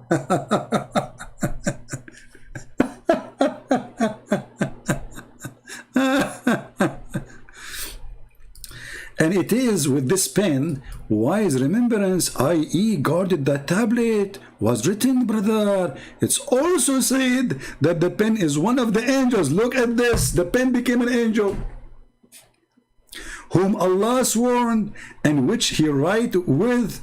So Allah here hold an angel in his hand and he write with. What a cartoon. And this is the brother Ibn Abbas, the one who can explain the Quran, brother. Brother, take it or leave it. Hey, Abdul, do you accept Ibn Abbas? Yeah, Ibn Abbas, yeah, you know, I accept him. First, he was smart. He wanted to say only that verse, and he said that actually. But then when I insisted, he looked, you know, he felt like he looked so stupid because he accept only that verse. Come on, so the rest of Ibn Abbas is a donkey. So he said, all Ibn Abbas, accept all Ibn Abbas. And now as long he accept all Ibn Abbas, he just stuck with it. This is Ibn Abbas. Let us see what Ibn Abbas says about the chapter 86. Brother, Ibn Abbas knows best, brother. issued from between the loin of the man and the ribs of the women. There's a sperm, brother, coming from the backbone of the man and the ribs of the women. Here the translation says loin. The fact it says bones, a sulb. So according to Ibn Abbas, he agreed with Ibn Kathir that the man have a sperm coming from his backbone, and women, they have a sperm coming from their ribs. As you see, Ibn Abbas is ripping Allah apart.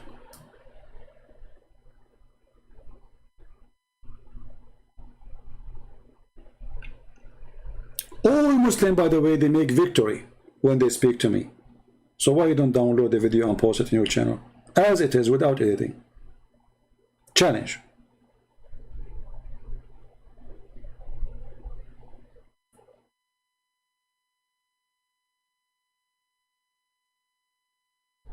Any Abdul?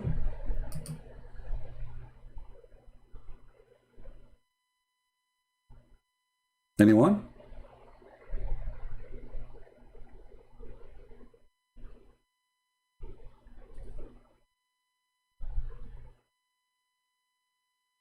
Who is Abdul? He think he can do better.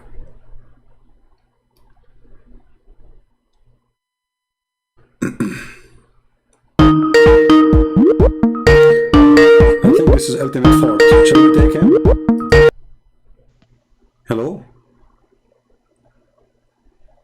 Hey, ultimate. We need a comedy. Ultimate, are you there?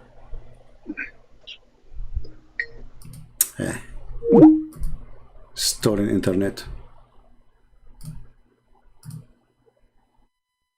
Stop using the internet of the neighbors.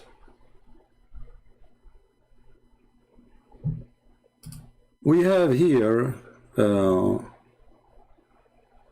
Muslim. He called himself Palestine. Hey Palestine, I have a question for you, my friend. Why Allah never said the word Palestine? Do you have any idea?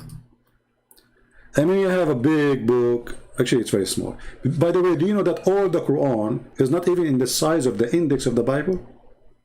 The Muslim, they say to you, why don't remember the Bible? First, we do not need to recite it, because what is important is to understand, not to recite. Secondly, all your Quran is not even in the size of the index of our book. But the question here, and this is what it's called book, the Quran. How come Allah never said the word Palestine? As long as there's a person there, he's a Muslim, he called himself Palestine. Actually, the God of Islam is a person who he insists that this land, the Holy Land, is the land of the Jews. And actually, he is the one supposedly he gave it to them. Allah is a Zionist.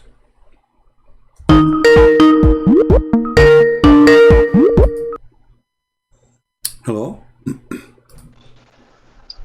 Hello, Christian Prince. Yes, my friend, how are you? Hello. Yes, I'm fine, and you? I'm good. Oh, cool. Thank you, CP, for answering my call. No problem. I just have one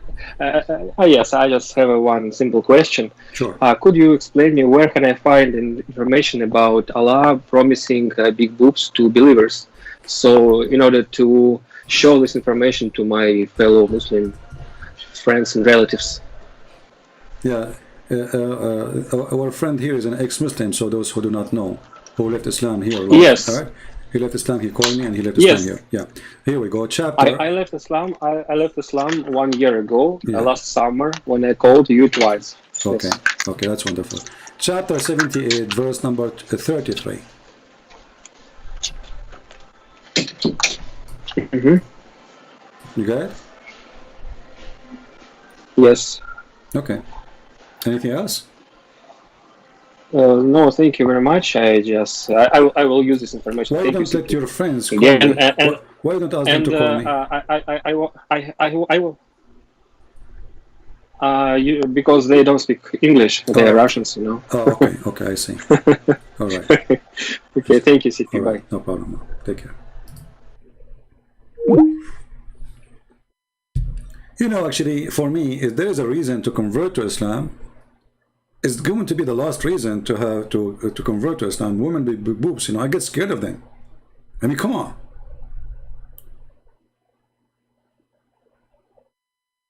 What if she hit you with one of them?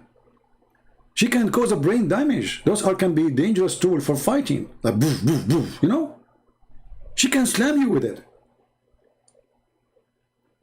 This is not a reward. This is something scary. Or she can suffocate you with it. Like she put them in the top of your nose and you can't breathe no more. You know, big, you know, and that's it, you're dead. What kind of God he tried to convince me that if I believe in him, I will get big boobs?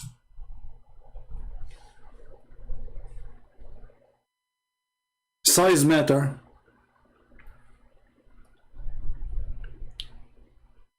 Am I seeking a cow? Her big boob will give me more milk. I mean, what is that? This is a woman. What about telling me about this woman who, it's actually not, you know, one woman, there's too many women. The heaven have 100 floor. Each one of them have different reward and different number of women with big boobs. But you know, I thought about it. Once I was in a high building and I said, if somebody pushed me from the balcony, and if I have a woman like those with me, I will be surviving. Why? Because simply, I will hold her, like I will make her fell down first. You know, I will hold her from her shoulder. I will be behind her. So she fell down, and then her boobs, the big boobs, like they will do boing, boing, boing, boing. It's perfect. Or imagine now we see a lot of a flooding. With such a big, huge boobs, you can flood over the flood. So I think Allah is thinking about how to save us from the nature. Or if you have a fire, you can squeeze one of those boobs and all the milk come out and you catch the fire dead. Do you see how Allah, he thinks so far? Look, he saved you from falling from the 30th floor. He saved you from fire by squeezing the boobs. And then he, you know, he saved you, even you can even beat your friend with it. Let us say your friend come to visit you, huh? And he's rude, and he's bigger than you cannot fight him. All what you need to do, order your wife to open her bra and they will run in his face. They will demolish him. He will be suffocated. Not to forget that Allah, Prophet, he promised a man that his wife will be لَنْ يَسَعُ مَقْعَدُهَا مِيلٌ مِنَ الْأَرْضِ. Her butt will not even fit in 1 mile in the land. And always, you know, I ask myself, why it is so small?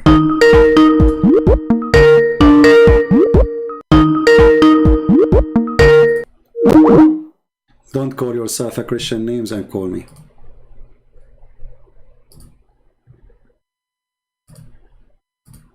Coward Abdul.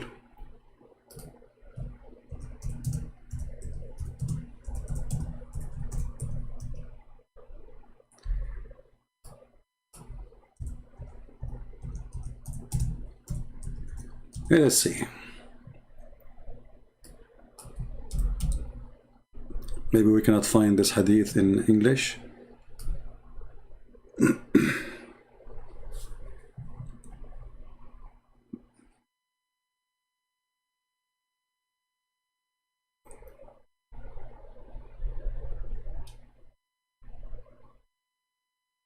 I'm trying to find the hadith in English about the size of the butt of the women. Well, you know, I mean, the size of the butt is very important. We have to be honest here.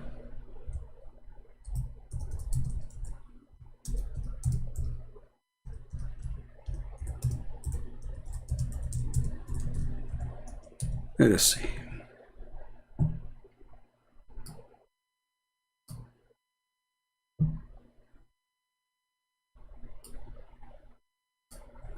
Let's try this one.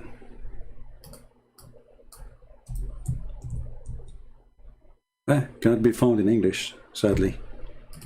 But we can find it in Arabic.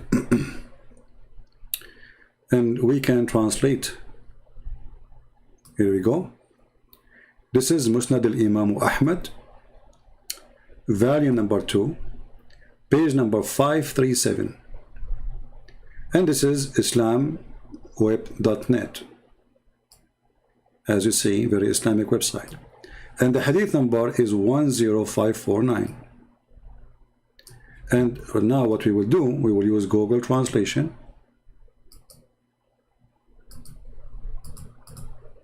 For some reason, my mouse is not working. Hold on.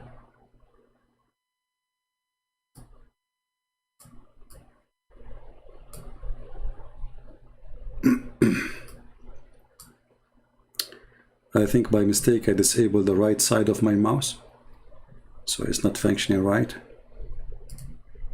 Let us see. Smart click. Okay, here we go. I think now it's fixed.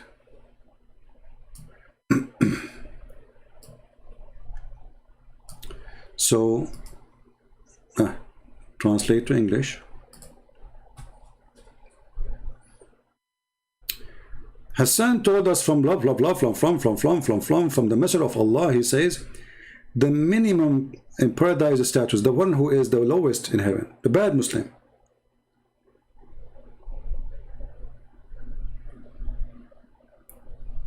This is the lowest reward for the bad Muslim. This is the bad Muslim. He will have 300 servants. And look at the translation here, it's really messed up.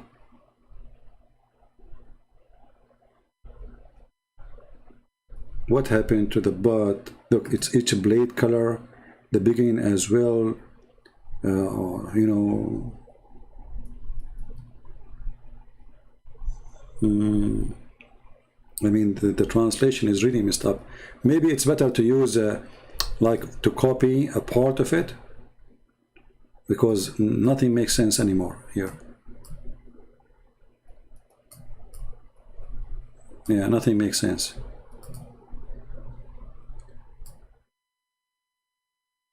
Let us see in different website if we can use Google Translation again.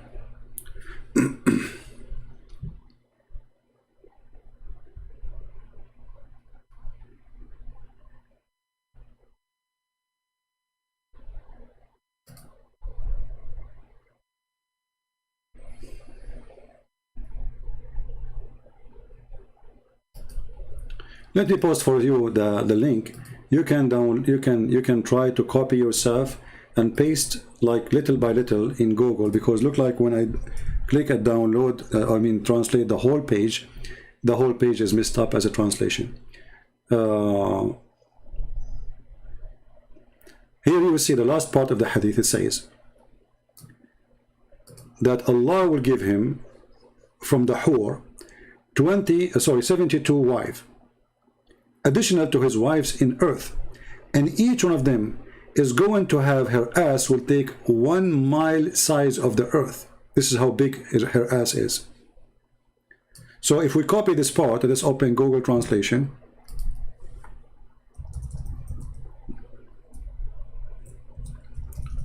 Google Translate, and I will take that line alone.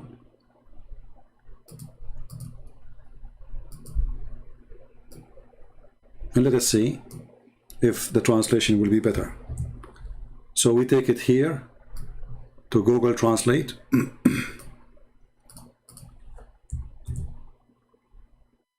72 wives among the hur, al-ain, and wives, okay, and take her seat as much as 1 mile from the earth. Do you see it? You see, when I copy just part of it, the translation came way more accurate. So her butt need a seat to sit on it. 1 mile. So my friend, if you convert to Islam and you are a person who will love big butt, may Allah bless your butt wife. This is the religion you should choose, because no religion will give you big butt to your wife except Allah religion. Are you a person who like big butt for women? If yes, don't hesitate. What are you waiting for? 1 mile butt will sit in the top of your nose. She wanna play with you. She decide to jump in your face. What you can do about it? And then we will call you, say, hey Ahmed, Mr. Ahmed, brother Ahmed, where are you? Zakir Naik, where are you?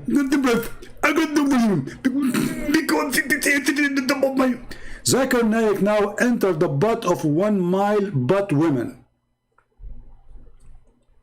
1 mile. I mean, don't you think it's small? Why 1 mile? What you will lose if you make it 2 miles? For innocent people in chat, just know that a Christian prince is a Jew prince, and he got paid to mislead you. Let us blame the Jews. This Palestinian boy, his wife, she could not make baby for a century, and then she went to Tel Aviv. She came back and she had a baby in her womb. The husband, he says, where you get the baby from? Where you get the baby from? She said to him, well, this is the time to blame the Jews. For real. Hey, Palestinian boy. Christian prince is a Jewish prince? Okay, let us say for the sake of argument, okay. And he is paid by the Jews, and still you cannot answer him. He's paid by the Jews, he's paid by the Hindus, he's paid by the cow, who cares? Still we are laughing, and you have no answer. It is time to blame the Jews, my friend. So if your wife, she went to Tel Aviv and she came back with a baby, I advise you immediately to blame the Jews for that baby. However, let us blame the Jews or blame Allah. Here we go. This is the stupid Quran saying that Allah, He gave the land to the Jews. Allah is a Zionist. He assigned the Holy Land for the Jews, and He never mentioned the word Palestine, not even once. Read. Allah told Moses to tell the Jews, go and kill every single Palestinian. Allah, He assigned this land for you. Do you see it? Allah Himself is a Zionist. In this stage, Muhammad the coward was trying to be hypocrite to the Jews. So he was saying to them, whatever, make them happy.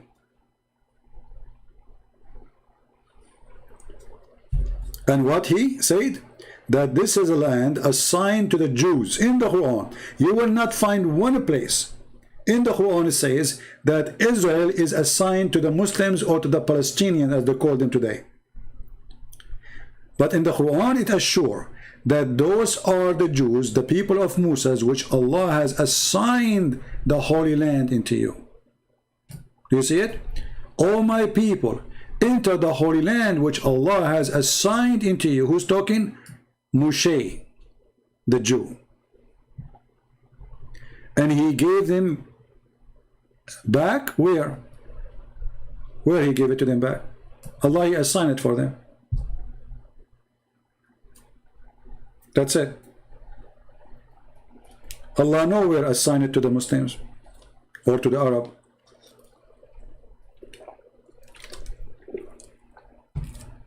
And Muhammad Ishmael, you are the one who said that your God Allah, He knew the future. This is additional proof that Allah do not know the future, because after 2 weeks, according to you, Allah changed His mind.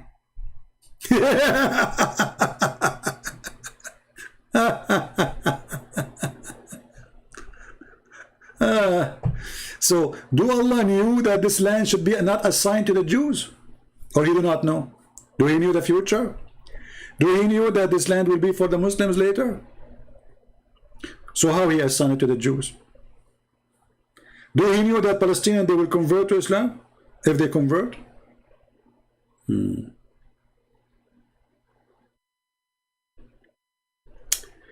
Moshe was not a Jew.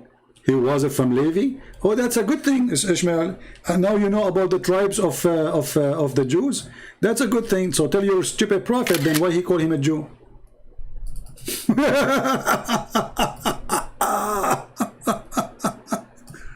Are you correcting me, or you are correcting your prophet? Because your prophet, he considered Moses and his people Jews. Idiot. Isn't it your God He called the people of Moses Jews. So if Moses is not a Jew, and you said he is from the tribe of Levi, he's expert with the tribes.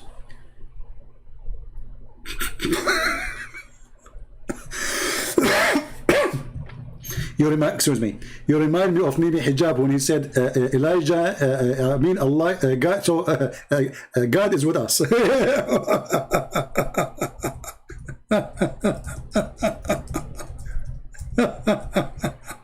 Expert.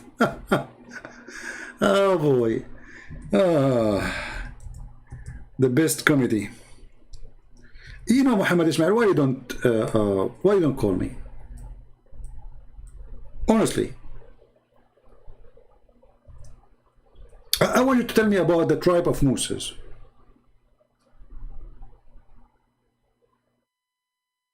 Can you do that?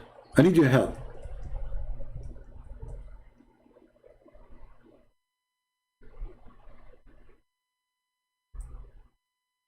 What do you think, guys? Who can help us better than brother Muhammad Ismail?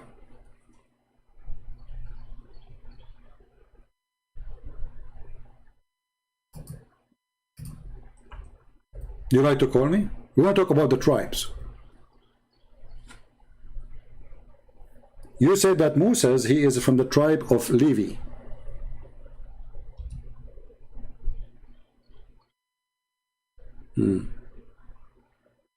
How do you know that? Is that from the Quran or from Google or from the Bible? Where do you get this, Muhammad Ismail?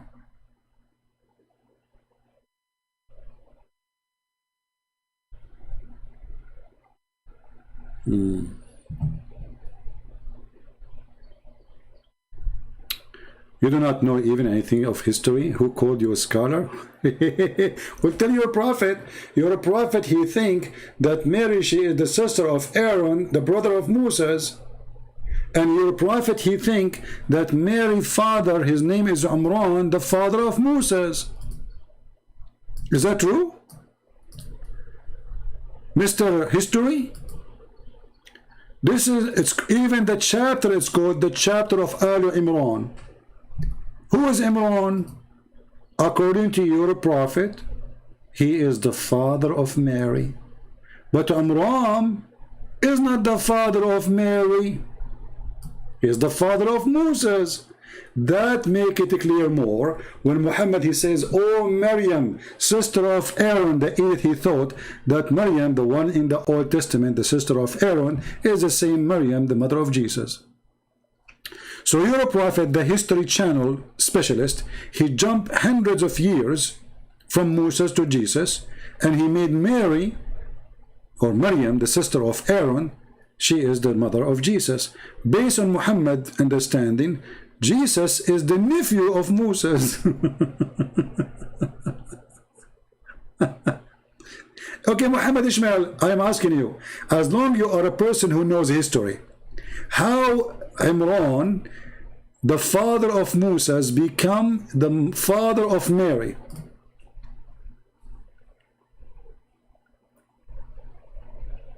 I'm waiting for the answer. Any Abdul? In front of you, this is the story where the mother of Mary and the father of Mary story about how they begot or begotten Mary. All right? And even the chapter, the Muslim, they call it the chapter of Al Imran. Okay, who was Imran? Read carefully. Behold, the women of Imran said, "Oh my Allah, do dictate into thee what is in my womb for their special service. So accept this for me, of me." Thus, he knows of all things. Allah, he knows all things. So Allah, he knows all things. He knows that Maryam, she is the daughter of Imran, the father of Moses. And then when she delivered, she said, "Oh my Allah, I delivered a female child, and Allah knows best what I will do with the female child." You know, so the story here about Maryam, the wife of Imran, sorry, the daughter of Imran and her mother, and this is history? Is that a correct history, or this is stupidity?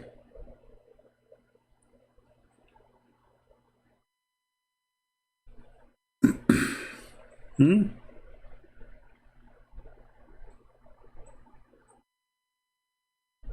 making things honestly.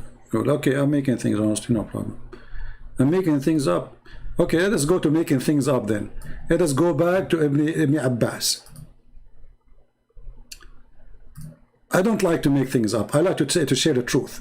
Okay, I will go back to the truth. Ibn Abbas, the cousin of the Prophet, said, in his interpretation for Noon, he says, Allah swear by Noon, and he says that the Noon is a whale which carry the earth in its back, while in the water, and beneath which is the bowl, and under the bowl there's a rock, and under the rock there's a dust, and none knows what is under the dust save Allah. The name of the whale is Dawish Farrakhan, and it says Lotaya, and the name of the bowl is Bahamut, and some they say his name is Talahut, and Leona, and the whale is called in the sea called Adwad, and it's like a small bowl in a huge sea. The sea is in a Hollywood rock. Nearby there's 4,000 cracks. Hey Palestine, am I making things up? Or this is your God teaching?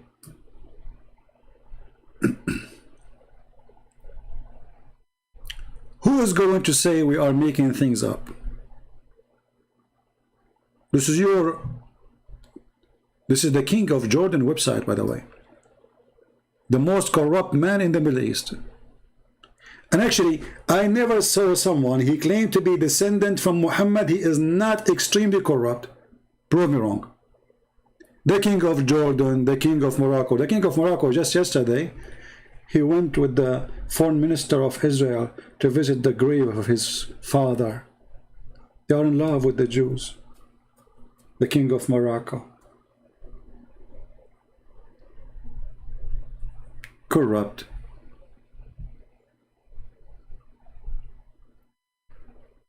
I convince you that Islam is wrong, brother? No, my friend, I don't want to convince you. I want you to stay as a Muslim and get the big boobs. Get lost. You become silly now. Who cares if you are convinced or not? It is your salvation. This is stupid religion. Sunset in murky water. The man will have endless penis. The orgasm will be 70 years. The wife will be, her ass will be 1 mile. No, I do not need to convince you. This is true stories. I don't want you to be stripped from such a butt. I want to see Muhammad Ishmael go into heaven and his penis is endless. Don't forget to take a selfie and post it in Facebook of Allah. I don't know how your phone can capture such an image of an endless penis. I don't think even you can talk to your penis because it's endless. Like, think about it. You are, let us say you are in the Jannah of Allah, and now your penis, because it's so endless, I don't know, like, is the heaven of Allah is endless too? Based on endless thing, if the heaven of Allah is endless, that means that your penis will be all over the heaven. Go into the house of Dudu and Susu and Fifi and Mimi and Tutu. Endless penis? Okay, as long your penis will be endless, where your wife will be located so you can have sex with her? And where she can stop? What is the point of meeting? Do you understand me, Muhammad Ishmael? Now your penis is endless.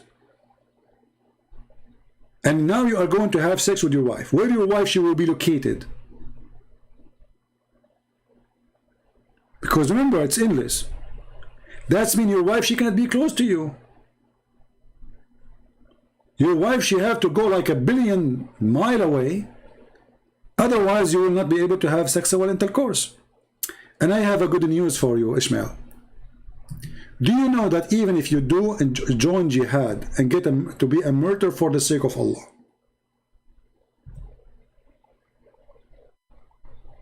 Allah will make you a green bird.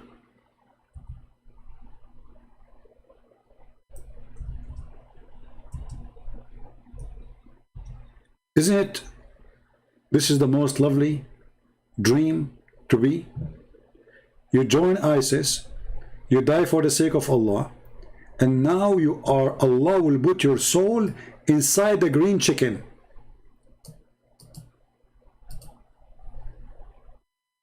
And then Allah will bring you the virgins. And the virgins are so white, women. Huh? Let me show you the hadith, hold on. I'm trying to find it in English. So now you are a murder for the sake of Allah.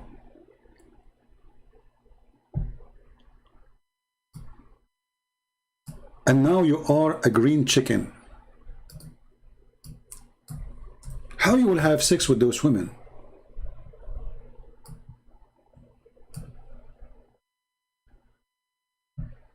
Are you convinced, brother, that Islam is telling the truth, brother? Look how many times this hadith is repeated, brother. Look how many times.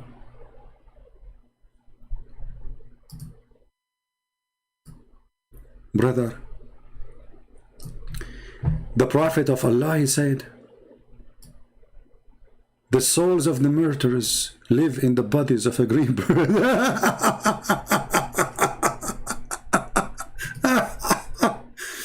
That's so lovely. You know what? I always wanted to go and join jihad.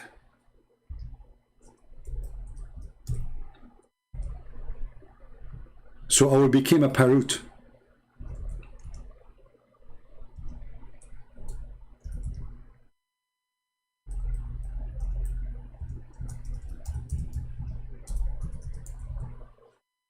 Huh?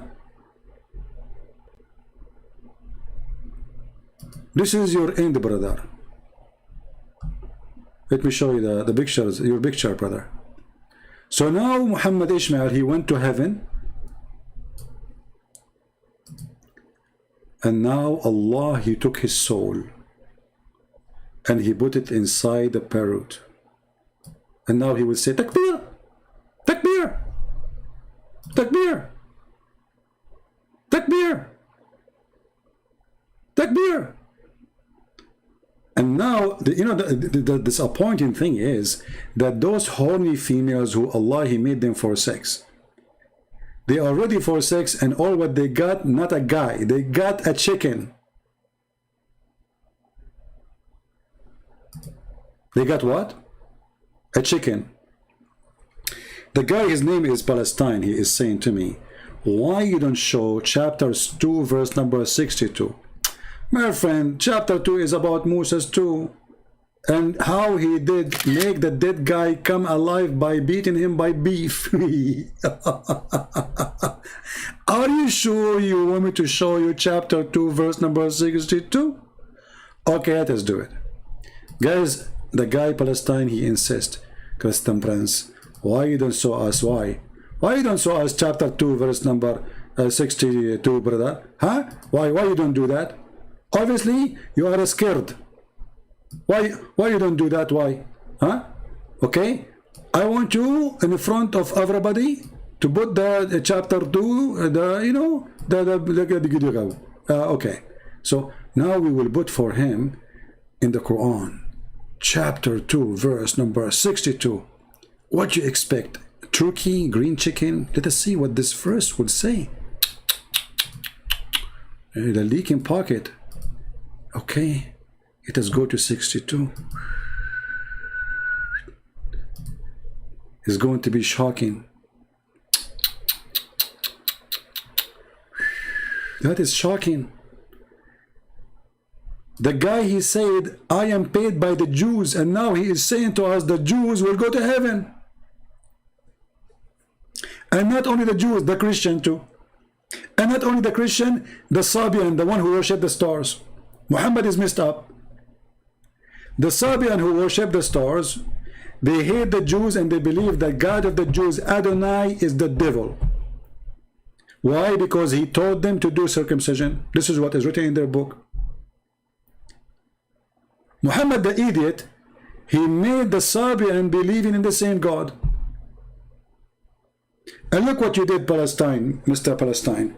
So if the Christian, the Jews, and the Sabian, they will go to heaven, that's mean Benjamin Netanyahu, may Allah bless him and give him a big house, and newer bathtub because I heard his bathtub is not doing good. May Allah bless his bathtub.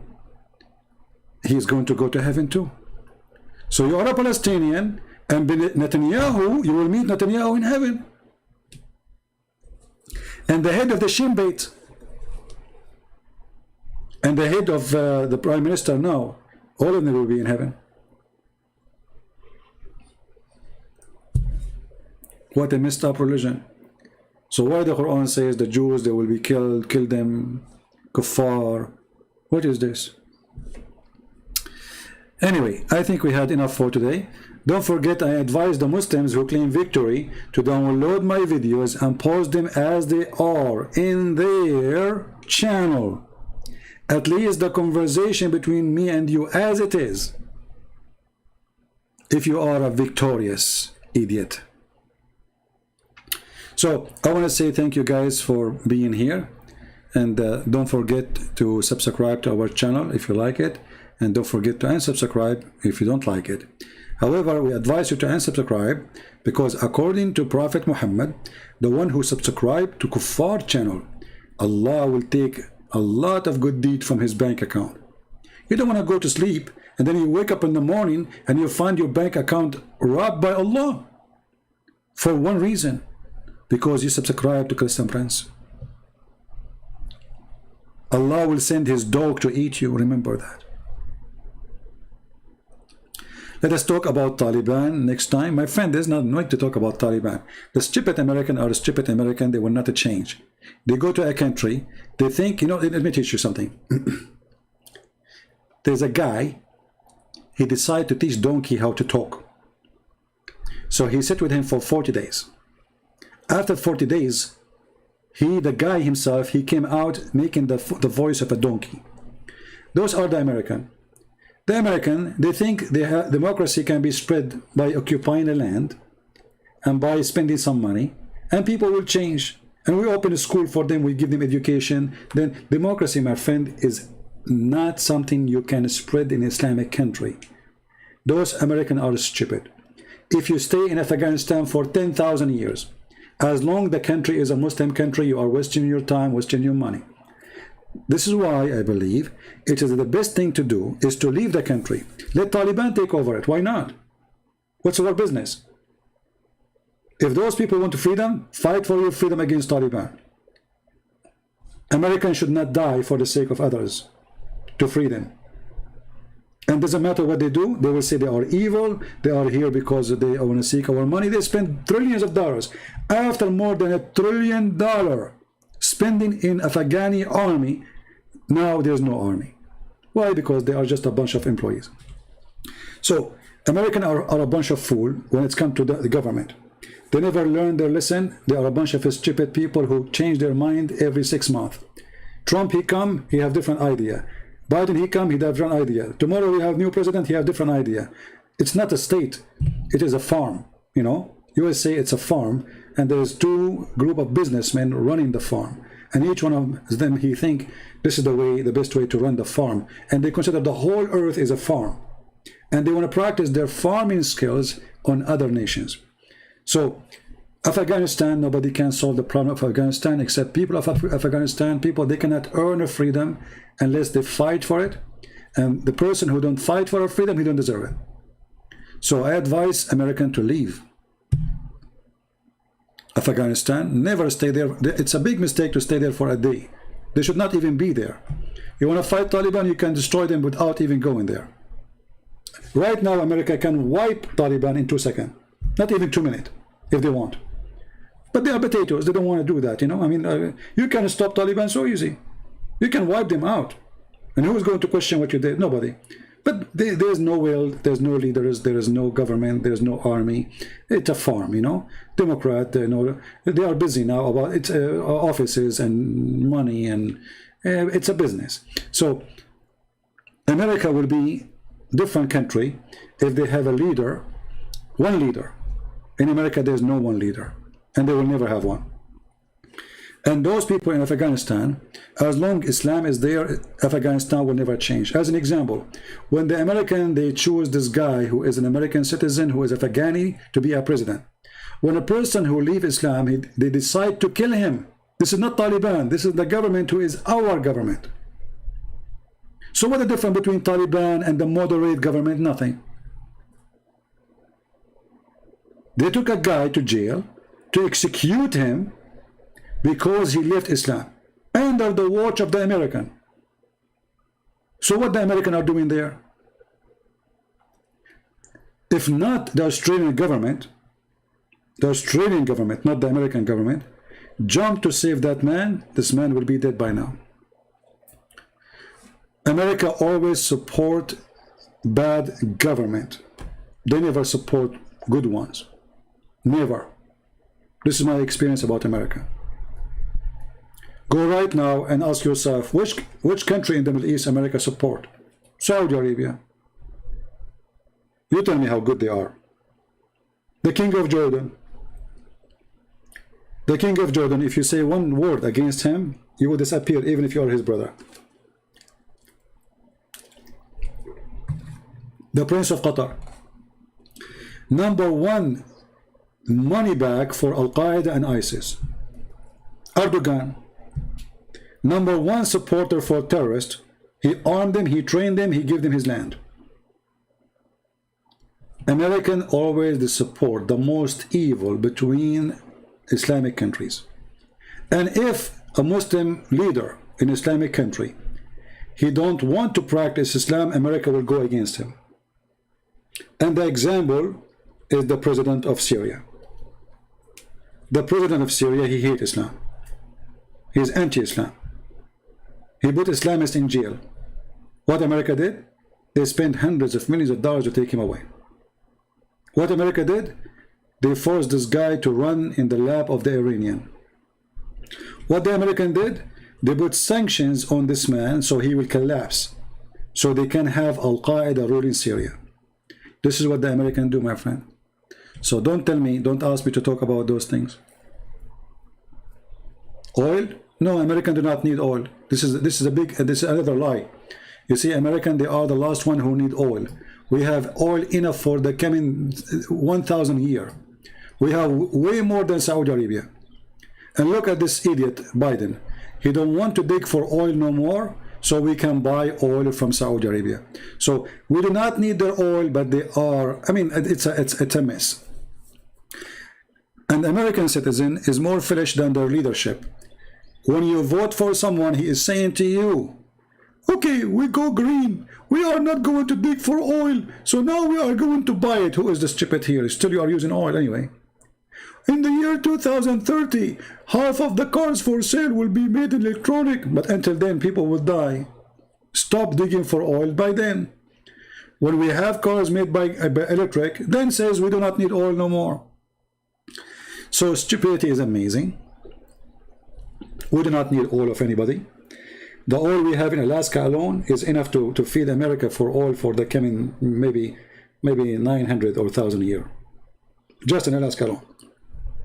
Not to forget Texas and many other places and the Gulf and the sea and, you know, all over. We have an ocean of oil. We have an ocean of resource. America is like Russia. You know, the Russians, they do not need anyone else. They do not need oil of anybody. So this is not about oil. This is about corporation. Corporations who control this earth. It is not the oil in a country. It is corporation and where their stock is located. So a corporation who control a king, they tell the king what to do because this is where their business is.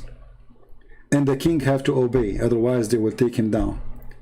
And this is what happened always in USA. The one who elect the king is not the people. It is the corporation.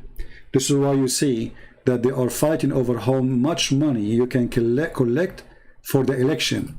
Why somebody need billions of dollars for election? If people elect a person, why we need that money? What the money for? The money is to brainwash the people. Who can control more media? Who can brainwash more people? Who can control them by spending more advertising? He will win. So it is not really about what you think. You know, many people think that America is not a country as much it is a corporation. And this corporation now own more than half of the earth. We have 4 or 5 people in America. They own the whole world, not only America. As an example, which country do not need to use Google every day? Which country do not need the service of Google or Android? Which country do not need Android and Apple? Which country do not need the technology of America? Which country can stay away from the internet of America? The internet is owned by America. And we say America, mostly we are talking about corporation. So the one in control is not the American, it is the corporation of America. Few names controlling the whole world. So you become a slave of those 5 Americans, including the American themselves, become a slave of them. The owner of Google here, he can shut me down. Like now, they stop allowing me to have donation. Why? Because they don't agree with me about what I say. They want me to say things in order to receive money. You see how they control you?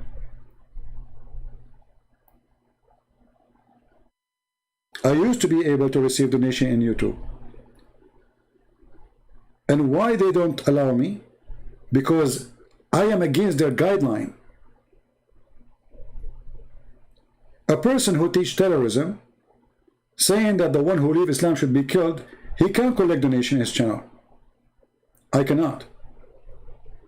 So those corporations are terrorist corporations. They use their own, terrorism is not only by violence, it can by cutting your income. It can be by muting you. It's like when a man, he beat his wife. This is terrorism. So they try their best to force you to be their slave, to be their dog. If you are their puppy, then you will make money. Then they will support you. Just be their puppy. So the question is, how many of us is willing to be their puppy? As long as you are their puppy, then they will bless you with their money, the money of the devil. If you don't agree to be their puppy, then there is no donation. You cannot do that. Very simple. Imagine the president of USA, they locked down his account. Look how powerful they are. Can you imagine? The guy who controls nukes, the one who can burn the earth, they locked down his account. They close his account in Twitter, in Facebook, and in YouTube. We are talking about the president of United States, not somebody working the post office. So this is a scary mafia. Those corporations are the biggest beast ever created for mankind. They are even bigger than the beast of Islam. And because both of them, they are evil, both are in total agreement. They don't fight against each other. You will see Google always protect Islam. This is why I cannot keep my videos for more than a few days. I mean, did you ask yourself, a guy, he making videos for a long time. When David Wood, he started his channel, this was like first day for him. It was more than 15 years already for me.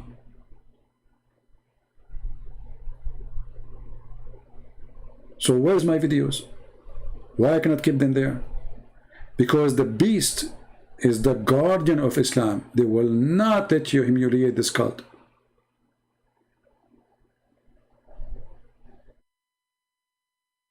Otherwise, I will keep it there. I mean, the video have 50,000 views in 3 days. Why I want to take it down?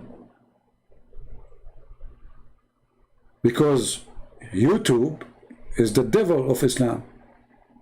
Why I close my account in Facebook? Why I close my account in Instagram? Why I close it in Twitter? Because whatever I post, they block it. If you are a Muslim, posting video about beheading, they don't block you.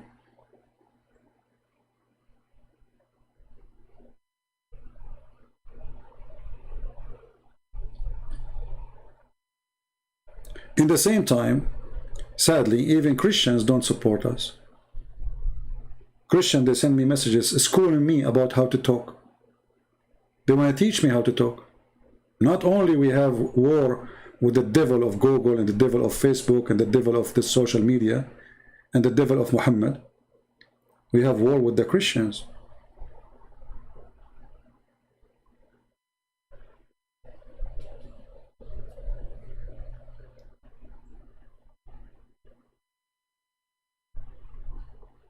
They gave me ad in my video because I played a song. It's called I'm Sexy and I Know It.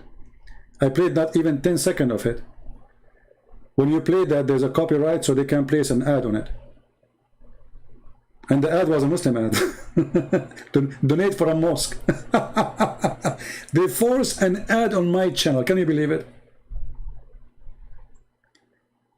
Do you remember when I was going live on air and then they sent me, and you remember? Yeah, I was live. They gave me warning right away.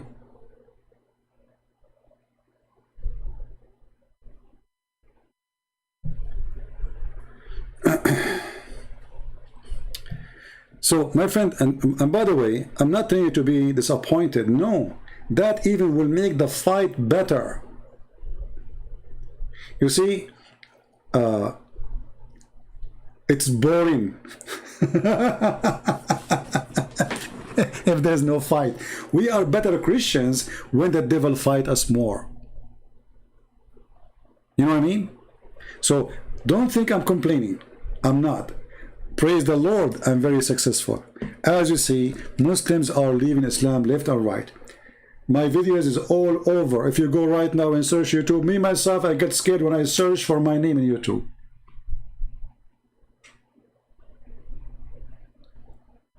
I mean, my videos is all over. My books is all over. My books translated to all languages in the world. Soon we will have it in Chinese. So, are we successful? Absolutely. When they fight us, they bring us success, not the opposite. When they fight me, they bring me more support, not the opposite. You know, I say to you my experience, that the more they fight me, the more the Lord, He sends support to me. How? I can't explain to you. The more they try to close door in my way, the more doors open. So don't ever think that they are strong and we are weak. They are the weak. And this is why they try to mute us, to silence us. The strong one, he do not need to silence others. Say whatever you want. They speak about the freedom of speech, but it is only their freedom of speech is allowed, for they are hypocrite.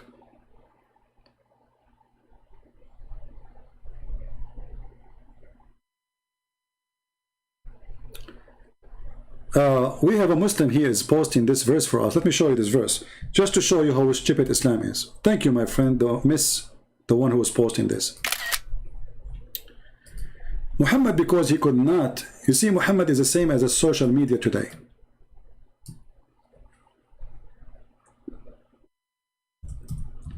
So this Abdul is posting this verse for us in the chat. And this verse again proving Islam to be false.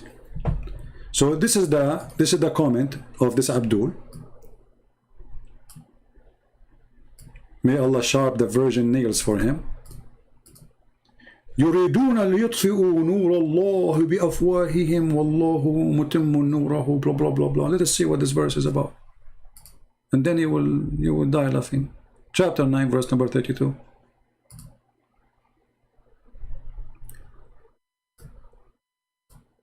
Fain would they extinguish Allah light with their mouth, but Allah will not allow it. See, you just proved to us that Allah is a dumb, is a stupid, and He cannot do it. Because if Allah, He will not allow it. So why Muslims are leaving Islam when I talk to them? And why no Muslim can debate me and win? And why you don't call me if this verse is with you? You will win. If this verse is true, then you call me immediately and you will have victory, because nobody can distinguish the light of Allah. So this verse is false.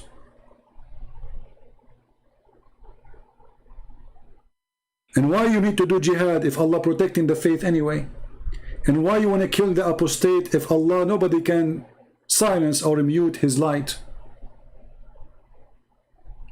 So my friend, Islam without lies dies. Islam without sword is dead. So you need two things to protect Islam: sword, violence, and lies. Allah Nur does not exist. Thank you for posting this verse. You proved to us that Muhammad, he could not answer the Christians, the Jews, you know, especially the Christian and the Jews. And because of that, he said, oh, they want to extinguish the light of Allah. What is the answer? He could not debate them. And what is the light of Allah? The light of Allah, that there is a penis which is English, and there's a woman with big boobs waiting for you. That is the light of Allah? Or this is the light of the nipples?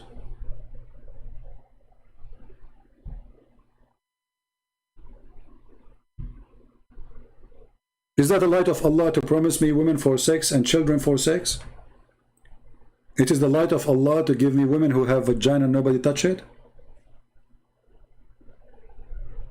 Is that the light of Allah? Where is the light of Allah? If you want, I will go to Skype again and I can take a call from you, MES, and tell me how the light of Allah work for you. When the Jewish woman, she killed Muhammad and he died by poison, was she successful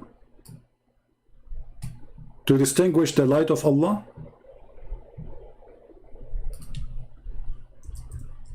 She killed Muhammad. And Muhammad described in the Quran as Sirajan Muniran. So he's light lamp. Not only a light, he's a lamp. Here we go, a Jewish woman. She extinguished the light of Allah by little poison. She went to Home Depot. She bought rat poison. Muhammad, he ate it. The rat, he died. So how nobody can extinguish the light of Allah? And then we find that the goat ate the Quran, and a lot of the Quran is missing. But nobody can extinguish the light of Allah. Okay, where is the verses of a breastfeeding for adult? As long nobody can extinguish the light of Allah.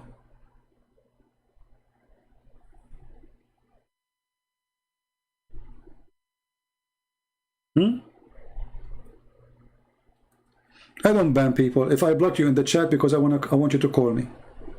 It's the opposite. I open my Skype and it says any Muslim is willing, welcome to call me. Any Muslim. I don't even accept a call from Christians. I don't block you. I want you to talk to me. So where's the light of Allah? How come Allah did not warn Muhammad not to eat the goat which full of poison so he will not die? The Muslim, they say that the goat spoke to Muhammad. The goat spoke to him after he ate her. How stupid is that warning? The goat was dead. The goat is dead, and now Muhammad is talking to the goat, and the goat, she said to him, Prophet, don't eat me.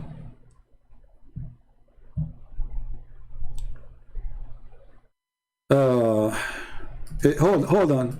Al-Amin, he's saying, sadly, somebody deleted his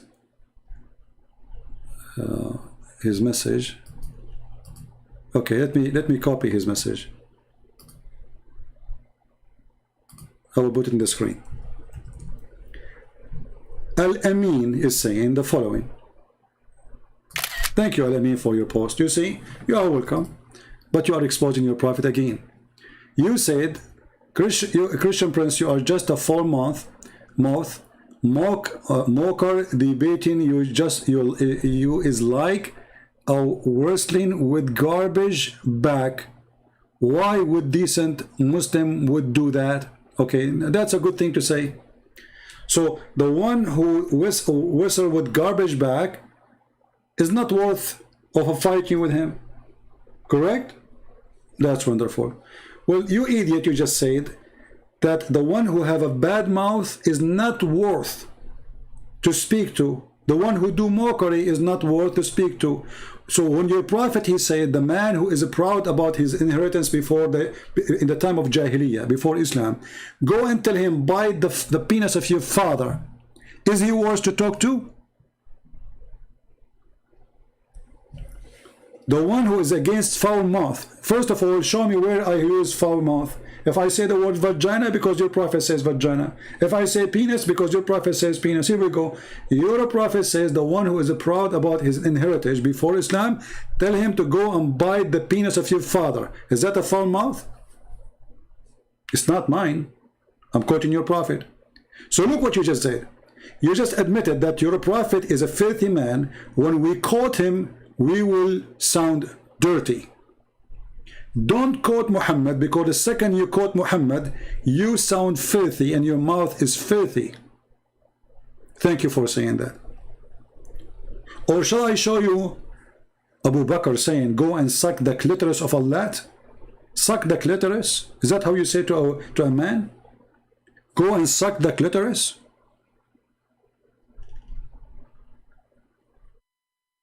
Or what about your God in the Quran who speak about the penis of Muhammad? Or what about your God who start doing mockery of the uncle of Muhammad and his wife? So the Muslim, when you quote for him what his prophet said, he gets so upset and he consider it a foul mouth, a mocker, a garbage bag. And you mentioning garbage, that is very good news for me. Look at your prophet. Your prophet is the only one who claimed to be a prophet from God, who asked you to clean yourself when you do ablution to pray. Yet he do ablution by washing himself by garbage. Read with me and laugh. Why somebody want to fight with the garbage bag? You are right. That is Muhammad. Read carefully. Abu Sa'id al-Khudri said that some people ask Muhammad, Messenger of Allah, whether they might perform ablution out of the well of Buda'a, which was the well which minstrel, clothed, dead dogs, and stinking things were thrown in. Do you see it? The Prophet was talking to arrogant? Doesn't matter. The foul mouth is a foul mouth. I never use foul language. And I'm talking to arrogant too. You Muslim, you think you are superior, and you are not. You think you are the best of mankind, as the Quran says, and you are not. Islamic country is the most corrupt countries in the world. A woman, she cannot walk alone in the street without being harassed sexually or even kidnapped or raped. This is why you need a guardian with your wife when she walks in the street. A Muslim, he cannot have a window in the Middle East or in Islamic country without bars. You walk in USA, you don't find single bar in the window. Go drive all over USA. You will not find one single bar on the window. Why? Why in Islamic country you cannot have a window without bars? Is that because you are trustworthy, or because a nation become a nation of thieves? So you claim to be the best and you are the worst. Why a woman, she need a guardian when she walk in the street? If she is secure and she live in Saudi Arabia and all are believers, why she need a guard?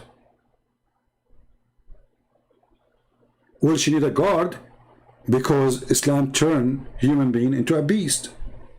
So the second they see a woman alone, she is a target. But this is not the case in other countries. Women, they go to the mall, they do shopping, they go to work, they go alone, they even stay late.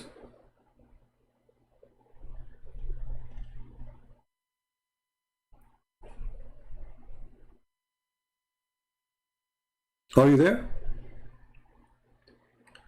And you know, not to forget, Muhammad is the best example of Muslims. Muhammad, he went to his own son's house.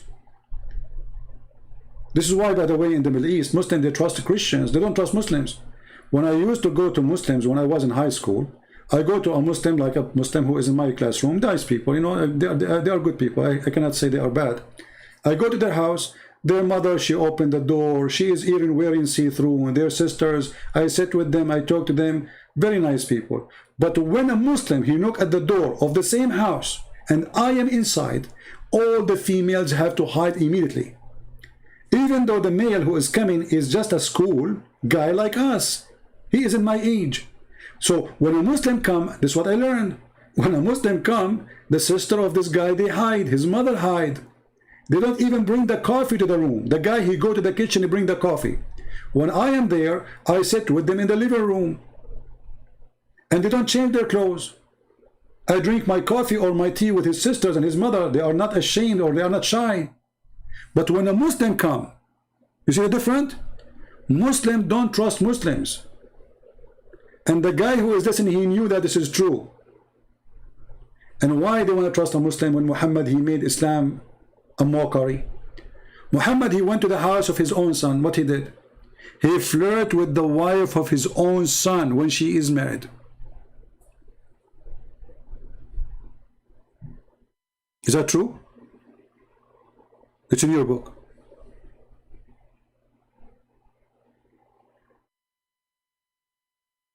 And just to show you the stupidity of Islam,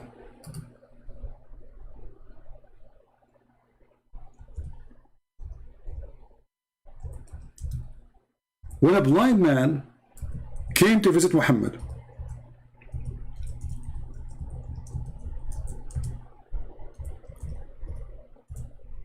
the Prophet, he said to them, put hijab, put burqa, hide behind the curtain. Do you know when I say the stupidity is amazing? Let me show you an amazing stupidity. Read with me carefully. This is Sahih Hadith. They cannot say it is weak and this garbage, you know? All this madness. So, it says here, I was with Allah Messenger, this is the wife of Muhammad saying, along with Maymuna, this is the other wife. He was having 3 sons. When Ibn Maktoum, which is a blind man, and who was a blind, come to visit him.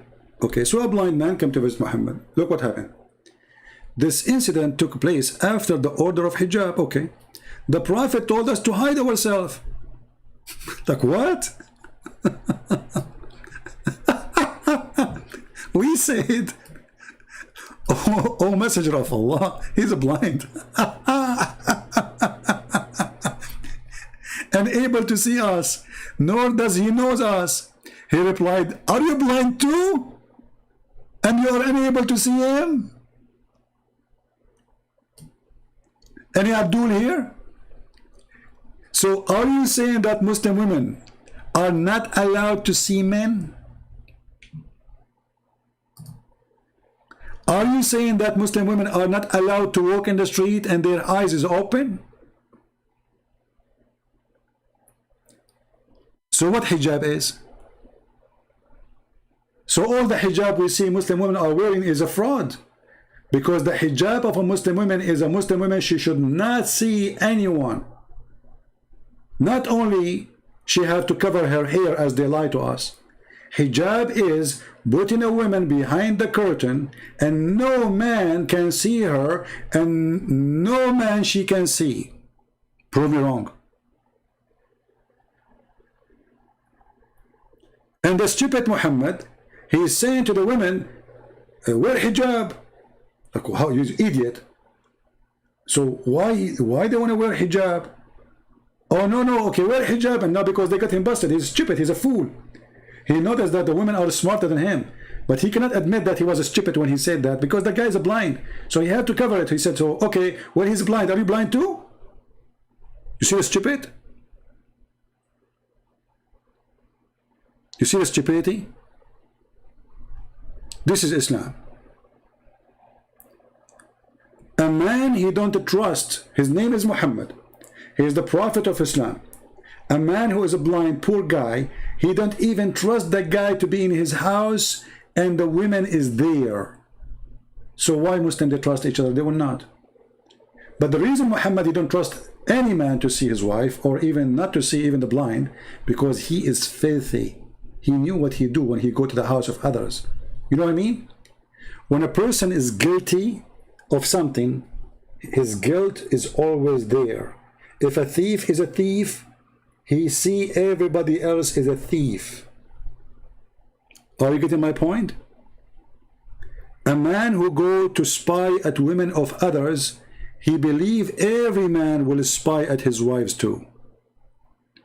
So Muhammad, he believed that if this blind man he come, he is going to be dangerous to his wives, because his wives will see him and they will get horny.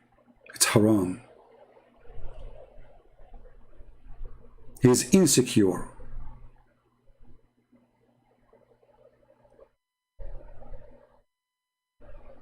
It's a clear sign of insecurity, and this is what Islam brings to a human being, make you insecure. Hijab is a sign of insecurity, not security. The woman is a vagina, we cover her because she is at risk. Oh, I have to protect the vaginas, I have 4 vaginas, I have to protect them. So wear the hijab, okay, put your head in the ground, don't look there, don't look there.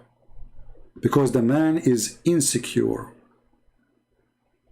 He believed his wife, if she look at the man, she will have a wet dream, because he don't do what a man need to do.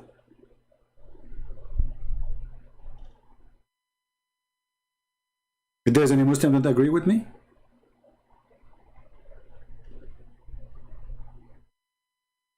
And by the way, even Allah himself, he wore hijab. Allah never speak to anyone except from behind of a hijab. And this is in the Quran. Chapter 4, 42, verse number 51.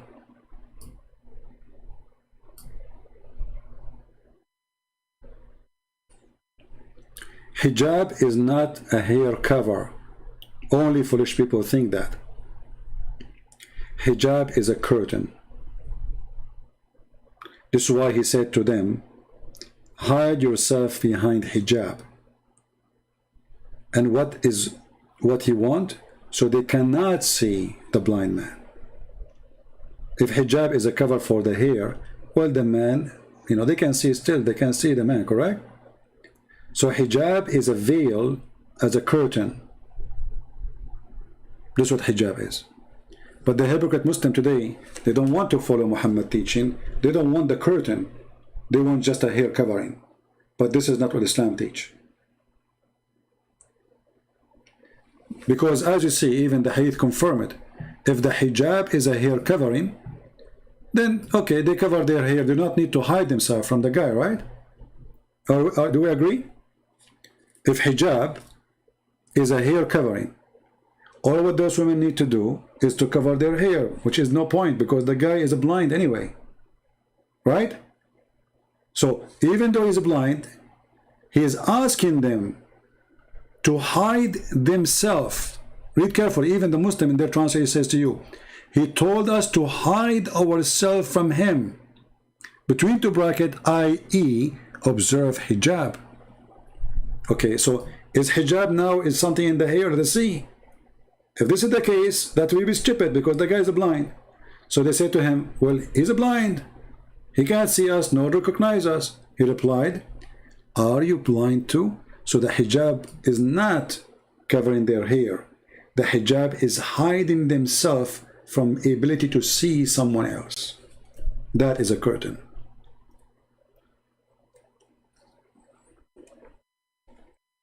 Anyway, this is not the only thing Muslim, they always have wrong understanding.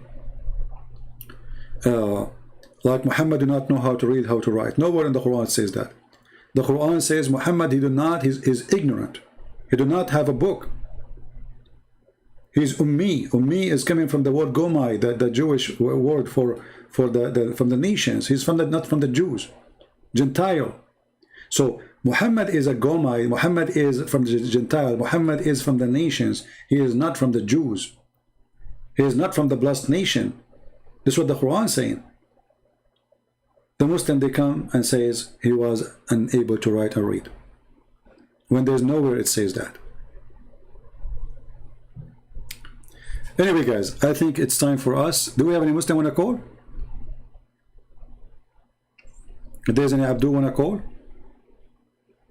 I can take one more call for the sake of the shin of Allah.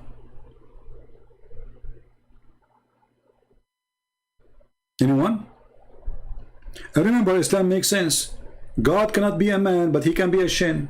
Makes sense. God cannot be a man, but he have 5 fingers. Well, makes sense. God cannot be a man, but he have 2 eyes. Okay. God cannot be a man, but he have a physical shape. Okay. But God is almighty, but he cannot be. How he can be almighty and he cannot be? So all the logic of Islam is broken and it is leaking. They lie to themselves about good deed and bad deed. Where is the good deed in Islam? There's no good deed. As you see, everything is destination. Even a thief, he steals because Allah destiny for him to be a thief. So where is the thief? There's no thief. The real thief is Allah. And we showed you a video from the mouth of those Abdul. Explain how a person who stole, they brought him to the caliphate, and this person, he should be punished. Why he should be punished? Because he's a thief. But as long as they believe in the predestiny, how you can punish a thief? Allah, he destined for him to be a thief. Then obviously you would be the fool. A man came at the time of Umar ibn Khattab radiallahu anhu. According to one of the narrations, he needed to be punished because he stole. So he comes to Umar ibn Khattab radiallahu anhu and he uses the same line. He says, "Oh Umar, oh Amirul Mu'mineen, how can you punish me for having stolen when it was predestined? My deeds were already written by Allah subhanahu wa ta'ala." Now that's quite a good argument if you were to see. This is a good argument if you think about it. Stupid religion. So how you want to punish me for a sin Allah he forced on me? And this is a pretty good argument if you think about it. The Sheikh, he said. One of the narrations, he needed to be punished because he stole. So he comes to Umar ibn Khattab radiallahu anhu and he uses the same line. He says, "Oh Umar, oh Amirul Mu'mineen, how can you punish me for having stolen when it was predestined? My deeds were already written by Allah subhanahu wa ta'ala."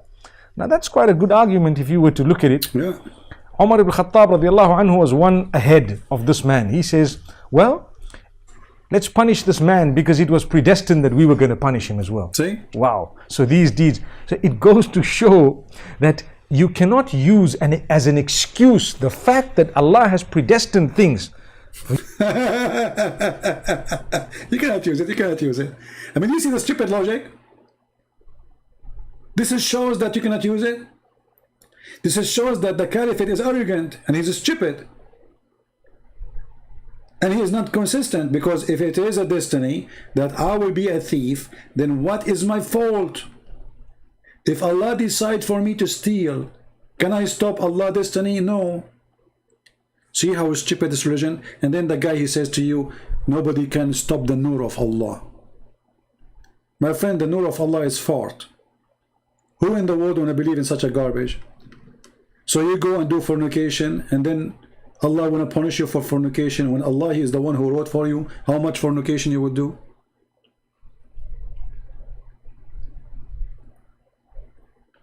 One thing I have to say before I leave for today: stupidity is Islam, and Islam is stupidity itself. And you cannot be a person who have little brain and you don't find this is stupid, that I destiny for you to be a criminal, and then I will punish you for I destiny for you to be a criminal. That is even a crime. If I force somebody to commit a crime, and then I want to punish the one who commit the crime, the one who commit the crime for real is the one who forced him, not the one who did it. If a captain, he ordered a soldier to shoot a woman, and the soldier, he have to obey order, otherwise he will be executed. Who is the real criminal? It is the captain. So the real criminal in Allah, in Islam, is Allah, if destiny is true. So Islam is a silly, stupid, sick, funny, dummy, garbage cult. Collect every contradiction in the word, put it together, and then they say to you, this is Islam. And then they come to you with the false miracles. They say the Kaaba is in the center of the earth. And then if you search, you will find that the Kaaba is always flooded by sewage. Allah, He chose the location of the Kaaba, brother. Allah, He chose the location. It's an amazing location in the center of the earth. Why the earth is flat? And the one who chose the location of the Kaaba, why he chose the worst location in the world, where the sewage cover it every year almost, until the American, they come with a solution. This is your Kaaba, flooded by sewage. Allah, He chose the location for the Kaaba?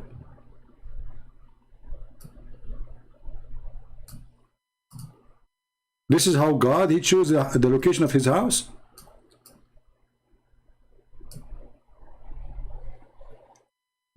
Should we go swim?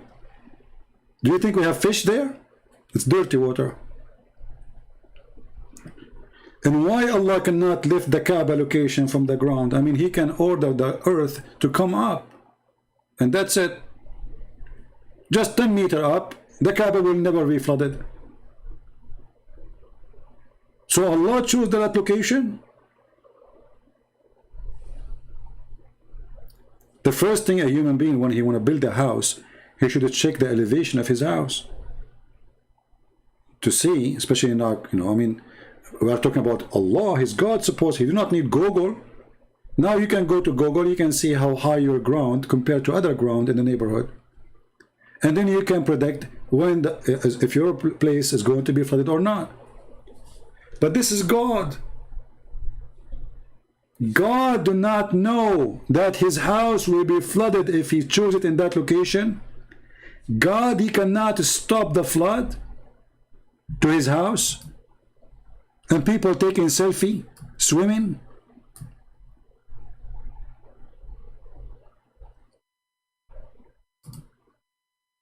This is the house of Allah, thanks to the oil. Now there's marble. Now there is air conditioning.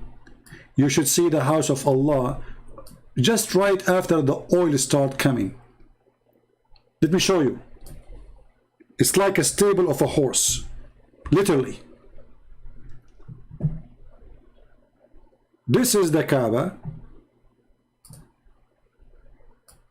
This is the house of Allah. For the last 1400 years. This is the house of God.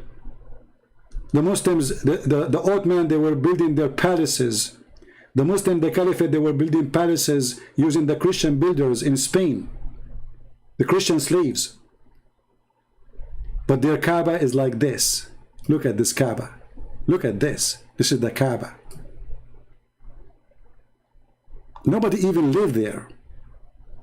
This is just 100 years ago.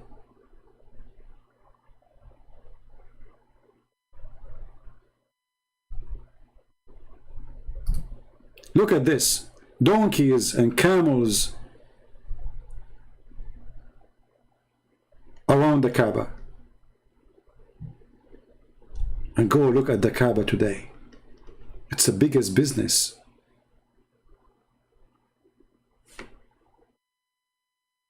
Saudi Arabia make billions of dollars every year from Hajj, from people visiting the Kaaba.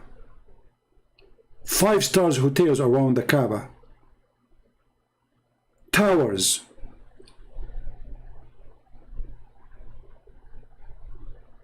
Look at this. This is the Kaaba.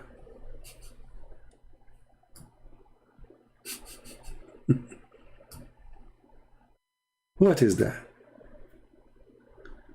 Those are pictures showing you the change around the Kaaba. From a bunch of tents, bunch of small houses, a small tiny stable room. There's no roof. Then we put a roof. Then we start, and look, even the Kaaba, they put a burqa for the Kaaba. And this is the house of their God. The house of any Muslim is better than this house. He spent more money in it. When the Saudi they start getting their oil, the Saudi they notice how much important for them to increase tourism toward the Kaaba. So they start building hotels. They start putting marbles. They have air conditioning, spray air condition, because it's extremely hot there. And they start advertising airlines, etc. And now Kaaba is a Las Vegas. And it's #1 city for drugs in Saudi Arabia and prostitution. And now, by the way, the Muslims are trying to divide the timing between women and men around the Kaaba. Why? Because there's a lot of molestation around the Kaaba always happening, especially when it's busy. Every horny man in Mecca, if he want to molest women, he go and he claimed that he is going around the Kaaba. He go behind the women and he start touching her. And now they are thinking seriously about separating between the men and the women. And look at this religion. If Al-Kaaba is being flooded, that make Islam false, then tell us what happened to the Holy Temple of Solomon. What happened to the Ark of the Covenant? Pagan play with it. Okay, let us show you how stupid what you just say. Jesus, he predicted that this temple will be destroyed. Correct, guys? And God always, he punish his people for a crime they do against him. God don't care for a rock. God care for the people. When they are wrong, God punish them. So Jesus, he predicted that this temple will be destroyed. And he said, not a stone will be above a stone. So this was not a surprise for God. You are being silly. Now, when we see that the Kaaba is destroyed by Al-Qurmuti, and then their prophet, he claimed that the Kaaba have a Lord will protect it. Rabbun yahmiha. The Kaaba have God protected. Isn't it the Kaaba, according to the Quran, the chapter of the elephant, an army of elephant came to destroy the Kaaba, and then Allah, he sent an army of birds to fight the Ethiopian, which is a fiction story? How come Allah did not protect the Kaaba from the flooding, or from the Caliphate, or Al-Hajjaj, or Al-Qurmuti? Al-Qurmuti, not only he destroyed the Kaaba, he was screaming in the middle of the square yard of the Kaaba, saying, hey Allah, where are you? Where is your birds? And then he took the Kaaba and he make it a poo-poo stone for more than 20 years. And then the Muslims, in order to get the black stone back, they have to pay Al-Qurmuti ransom. Imagine, they send a messenger to the Caliphate of Al-Fatimi. Those are the Shia, saying to him, we beg you, speak to Al-Qurmuti. Tell him how much he want to give us back the black stone. Where was Allah? So in your Quran, Allah, he claimed that he protect the Kaaba when the Kaaba was surrounded by kuffar, by idols. And then Allah don't protect the Kaaba when the Kaaba have no idols around it. Why? Do you see the stupidity? The God of the Jews, he told them that you will be taken, that you will be enslaved, that you will be even cursed if you don't follow me. They are punished. Here, what's happening here? Allah, he punished the Kaaba, his house.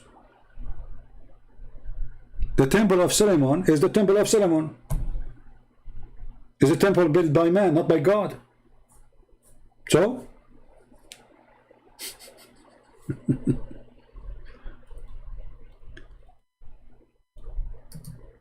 Where Allah, he said nobody can destroy the Kaaba? Okay, let me show you. Let us see, guys, where Allah, where it says nobody can destroy the Kaaba. Let us go. Even though I'm supposed to go soon, but let us have fun.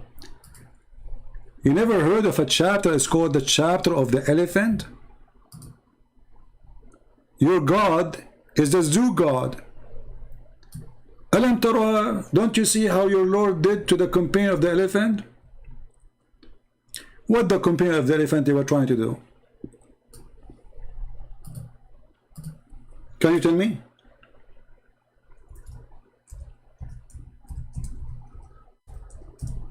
Are you there? They were coming to destroy the Kaaba, correct?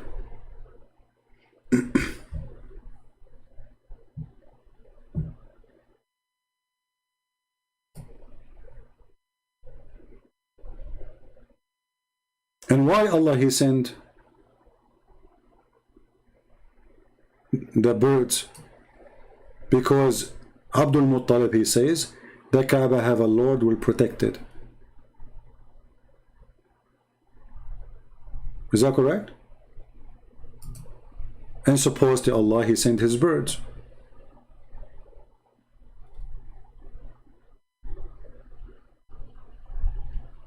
Are you there?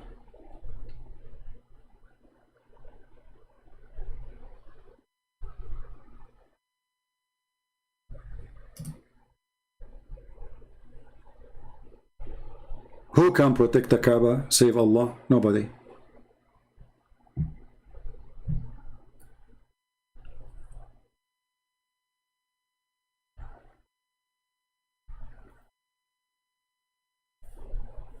Any Abdul?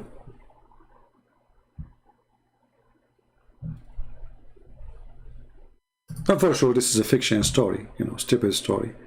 Because as you see, the Kaaba was destroyed many times, not only once or twice or 3 times. Actually, me myself, I made a video, translation for a video made by Muslims speaking about the one who destroyed the Kaaba.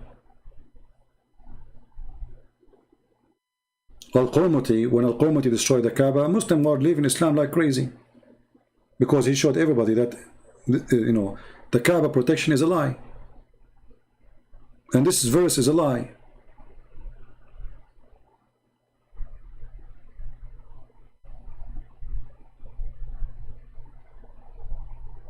And how in the world even an army of elephant can come to Mecca? Do you know how much water the elephant need a day? Do you know really how much water need? The elephant not only need a lot of water to drink, he need a lot of water to cool down. He cannot keep walking in the desert. There's no rivers, there's no lakes. An army of elephant coming all the way from Ethiopia, all the way to Mecca. Is that a joke?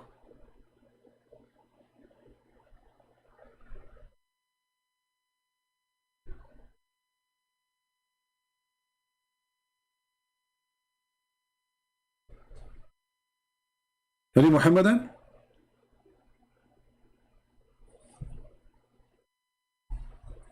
I mean, if you say to me an elephant in Africa, I say in Africa there's a great rivers, there's a great trees, there's desert, yes, but there's a places for elephant to survive.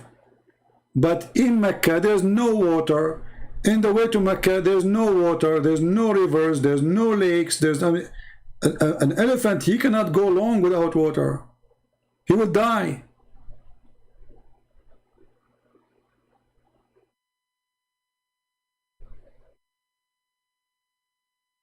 He need a huge amount of water. He spray himself, not only to drink, he need to spray himself to cool himself down. He need to jump in the water. Otherwise he will die. So who in the world will believe such a fiction story? And hold on, as long Allah he protect the Kaaba by birds, why you need the F-16 from the American and the AWACS when Saddam Hussein he attacked Saudi Arabia? Why you need now the American to protect you from Iran? All what you need to do, put your missiles around the Kaaba and then Iran cannot shoot. Because Allah will protect it. Bring all your defense system, all your missiles, huh? And shoot from around the Kaaba. Iran shoot back, Allah will shoot it down. Why you are buying the American weapon like crazy?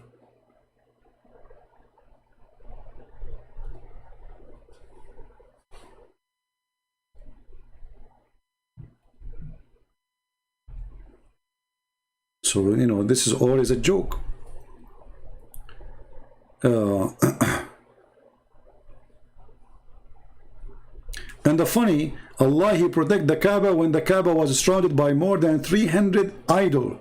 Against what? Against a Christian army. Isn't Muhammad, he said the Jews and the Christians, they will go to heaven? So why Allah do not want the Christians to free the Kaaba from the pagan?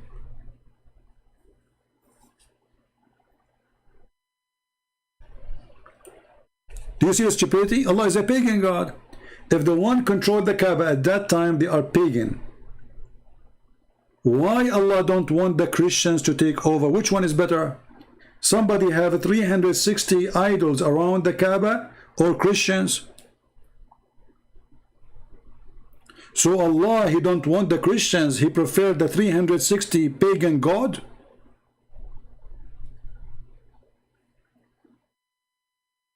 And why Allah protect the Kaaba when the pagan are around, but he don't protect the Kaaba when the Muslims only was there?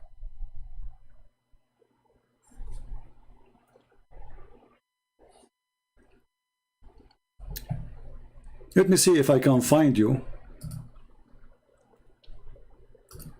the video about the Kaaba being destroyed.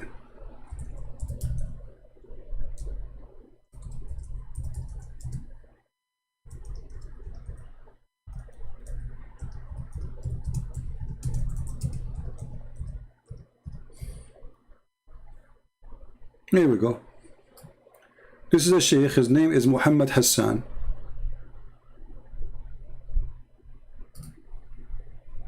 Muhammad Hassan. Oops. Sorry. This is Muhammad Hassan. بأن الحجر الأسود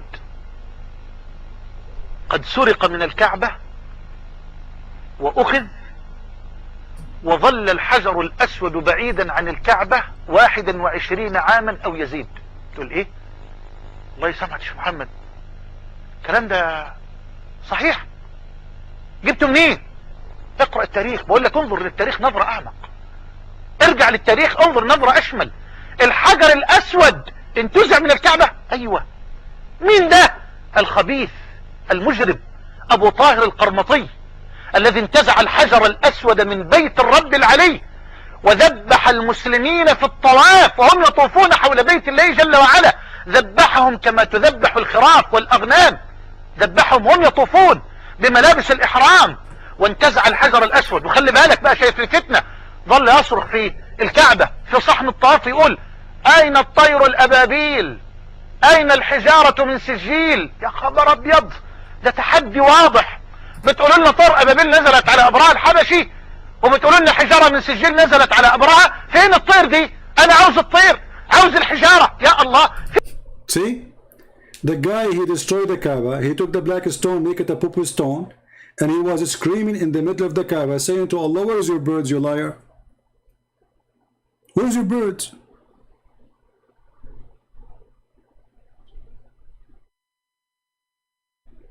Muslims, are you there? And this is your sheikh, he's a famous sheikh in Egypt. I clean my shoes always with his beard. He is explaining to you that he was shouting, saying, Allah, where is your bird, huh? What you can do about it? Here we go. I destroyed the Kaaba. I destroyed the Kaaba. I took the black stone. I'm going to piss on it. What you can do about it? What Allah he did? Nothing. The Muslim, they have to pay him back money to get the black stone. And what the Muslim they got today? Did he even give them the black stone? He gave them little rocks. They did not get the black stone.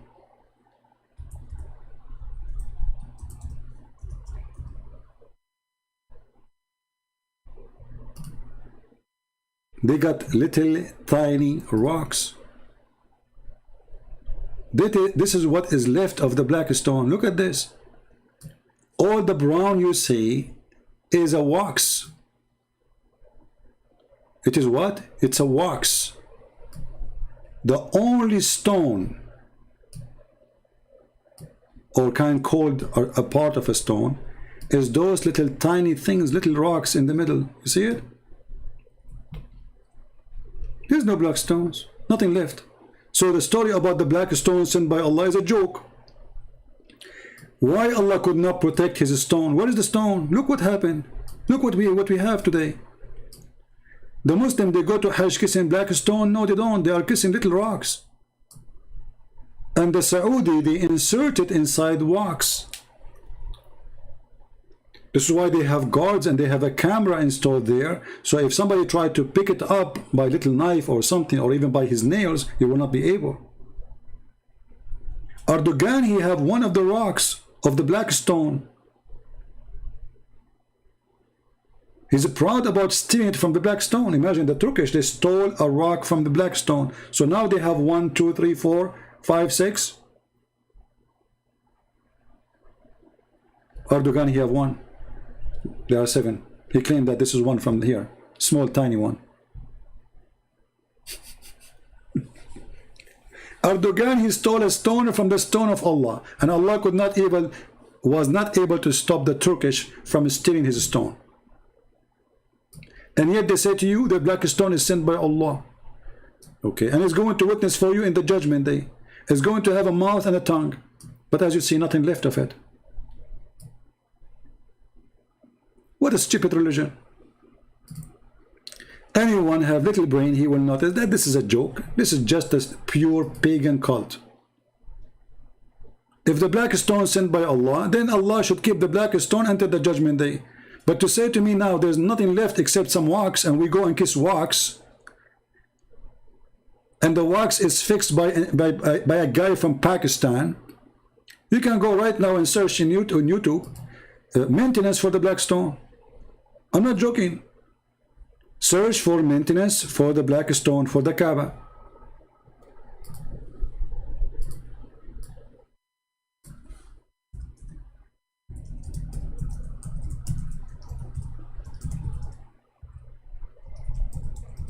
I will search. I'm typing in Arabic. It's okay. I type in Arabic by mistake, but Google understood me. Look, they are doing maintenance to the black stone. You see? Look. He have like a heated cable, and they are putting the wax. You see the wax is smoking inside the black stone.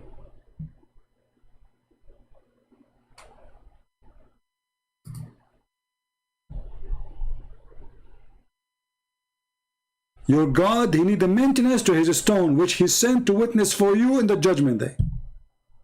So without maintenance, the stone is gone. There's nothing left. Do we need to make maintenance to Allah Shin too? We have maintenance for the Quran. We have maintenance to the Kaaba. We have maintenance to black stone. Islam, all of it need maintenance. It's a pocket is leaking, and we have to put fingers in every hole to stop the leak. Good luck. Anyway, I hope we have a good time for today. Don't forget to download the video, share it with your friends. I will try to make shorter videos, but this is what happened. I plan to go for short video. Honestly, like today I was saying to myself, let me go there for 20 minutes. Can you believe it? Let me go there for 20 minutes. And now it's 3 hours and 13 minutes. So I need to put an alarm next to me. And that's it. I say 20 minutes. I will make it 20 minutes when the alarm is done. Anyway, guys, I love you very much. I appreciate all of you. I pray that the Lord will open the eyes of the Muslims. Don't hate them. Love them. They are victims of the stupid and the cult. They are victims of the criminal Muhammad. They are victims. They think we hate them. We don't. Because we are Christians. And we are here to save them and to bring them back to the Lord, to Christ himself. Christ, he came for the sick, not for the healthy. So we are not here to fight with Muslims. We are here to fight with lies. We are here to destroy the lies. Muslims are believers in lies. They are victims. We do not want to destroy them. We want to save them. We don't want to fight with Muslims. We want to show them the truth. And the truth is always the truth. Nobody can change it, and nobody can delete it, and nobody can destroy it. The truth, my friend, will set you free. with Christ alone, truth will be with you always. As you see, Muhammad is nothing but fictions, virgins, boys, river of wine, river of milk. This is not God. This is a pimp house. This is a bar. This is an open buffet. This is a messed up, noisy, garbage place. This is not a place where God can be. You see, in the presence of God, a silence or a noise will be, which is going to present happiness, not a noise of madness and drinking. The noise can be praising the Lord. The noise can be worshiping the Lord. But the noise cannot be a bunch of drunk people drinking non-stop and having sex. That is not the house of the Lord. The Messiah, our Lord, he flipped the tables of the Jews for just buying and selling in the courtyard of the temple. Muhammad, he taught his people that in the presence of Allah, in the house of Allah, they will be having sex non-stop, and each one of them will have 70 years orgasm. A sexual maniac promise, perverted cult, the god of sex. So for us as a Christians, we are waiting for the holiness of Christ to come back. He was holy when he was here, and he is holy when he come back, and he is always holy wherever he is. With Allah, there is no holiness. And remember the Messiah, he said something very important. I want every Christian to make it as a guideline for his life. From their fruit you shall know them, not from their names. If Muhammad was a person who is of God, then his fruit should be a fruit of God. But all of us, we knew that Muhammad, his fruit is evil, is ugly, is disgusting, and there's no God is there. From their fruit, my friend, not from their names. Muhammad, he changed his name to be the praised one because he wanted to be God. He wanted to replace Jesus, actually. He wanted to be the praised one. That's why he called himself the praised one. And that name alone telling you that he is the devil. For only devil will accept to be called the praised one. If you ask me, do you like to be called the praised one? I would say that is an insult to my God. I am not the praised one. How I can be?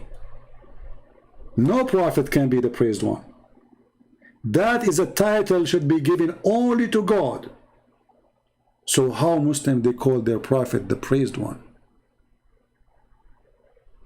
They worship him.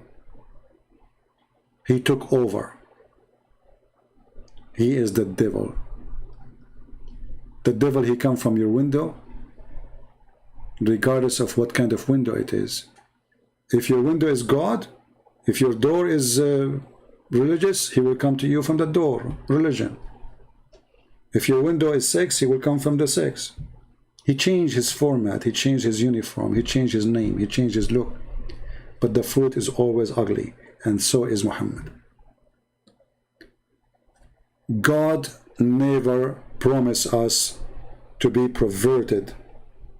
It is to be perverted to think about going to a place is the house of God and there's nothing there but sex with women you never met. Sex with women you never saw. Sex with women, they are made for sex. That is disgusting. If this is God, so what is pimp and what is Satan?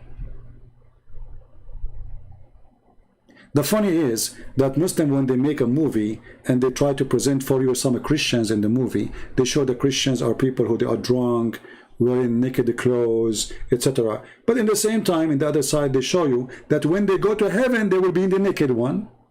They will be the one having sex non-stop, and they will be the one drinking river of wine. See the contradiction?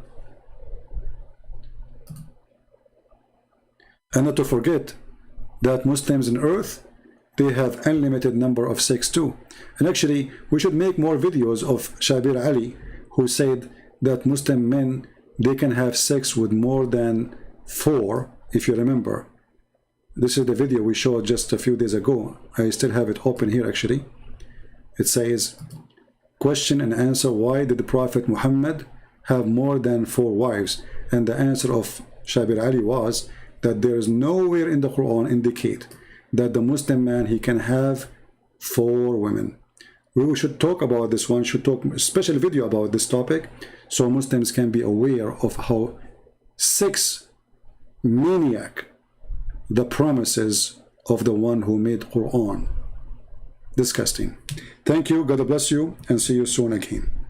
Christ is Lord, Islam is false. Take care.